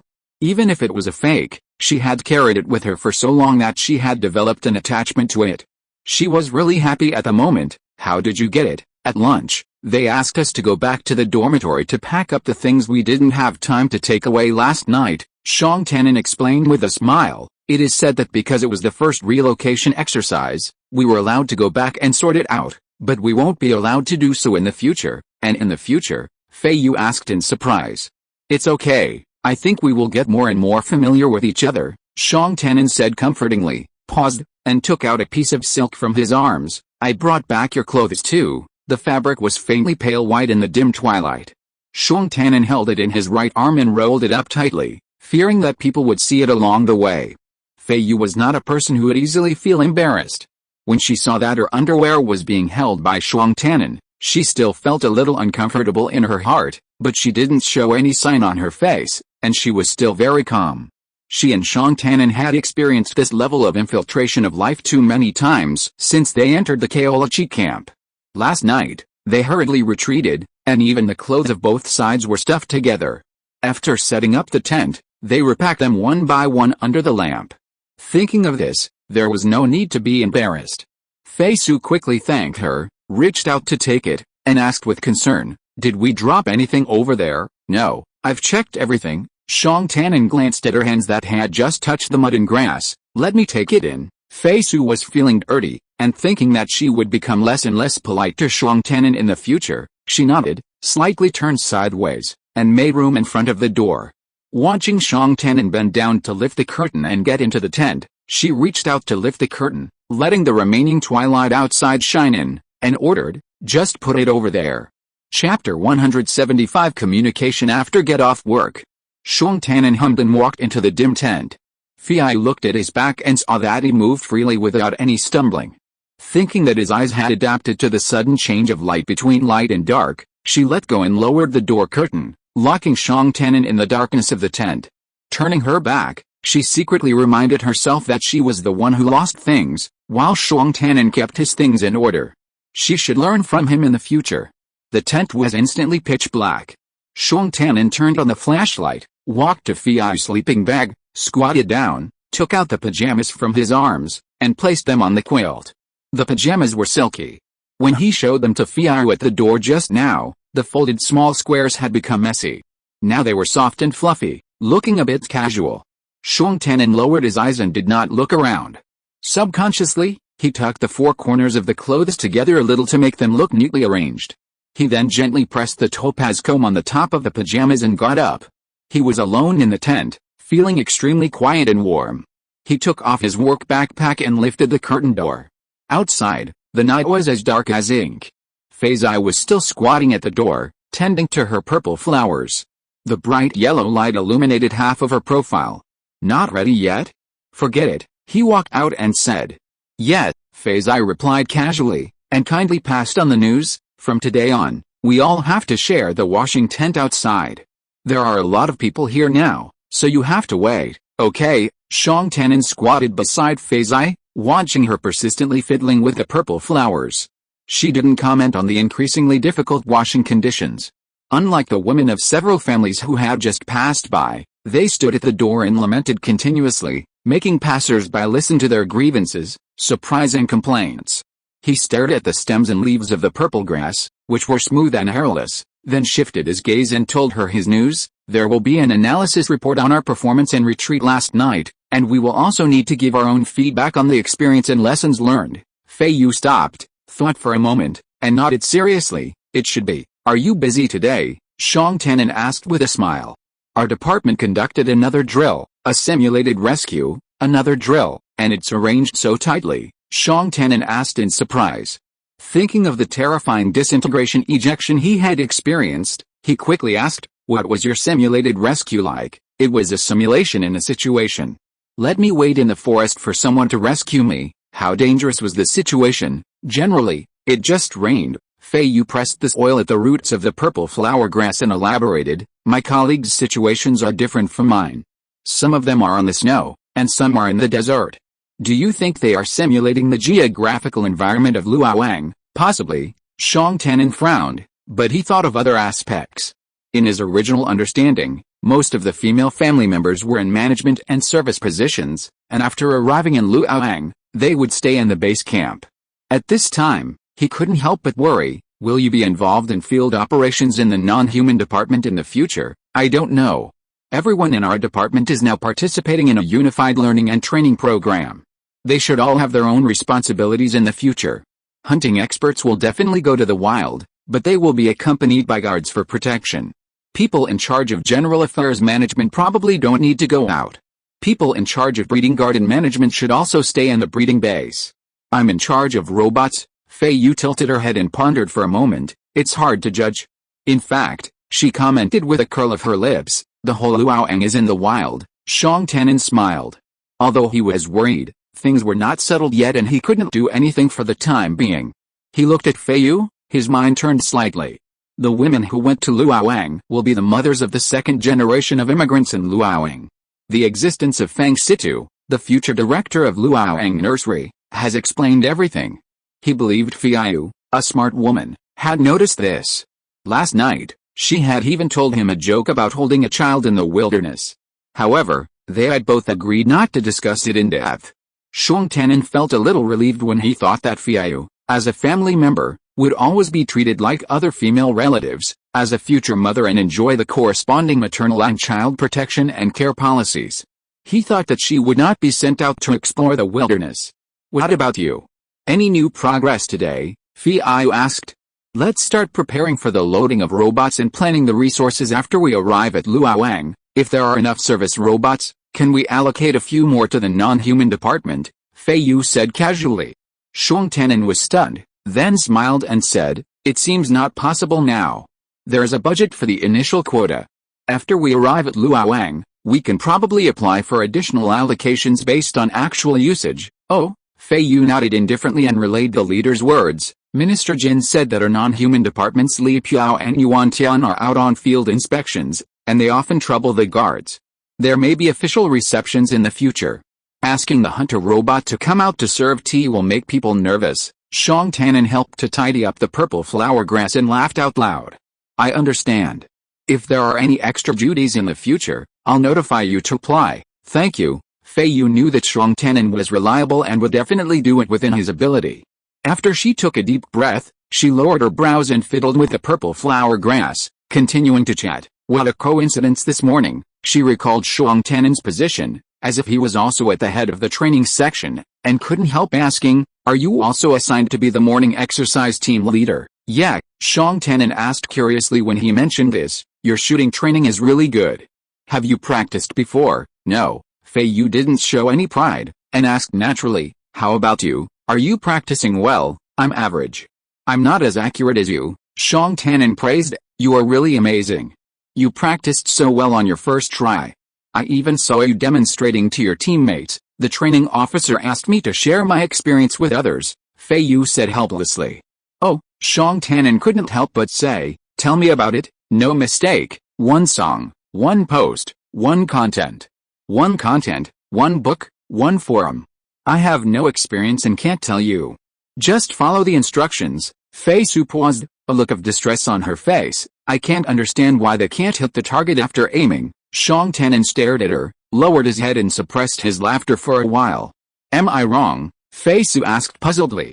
Yes, Shuang Tian'an praised, people who are born with a good sense of guns are like you. I'm just average. Feiyu seemed to be being modest at this moment, which made Shuang Tian'an laugh again. There were footsteps behind them, and the two stopped talking tacitly and looked up. Feiyu didn't recognize him at all, and just thought he was just passing by after get off work, but Shuang Tian'an recognized that the man was from the tent next door. You two are in such a good mood, are you watching the night? The new neighbor joked. The space inside is small, so we are just chatting outside. Are you off work? Shuang Tian'an greeted with a smile. End of this chapter. Thank you very much for reaching the end. Don't forget to like. Looking for more exclusive content and immediate access? Subscribe to our Patreon. Remember, every like, subscription, or donation encourages us to continue. Thanks to everyone. See you in the next video.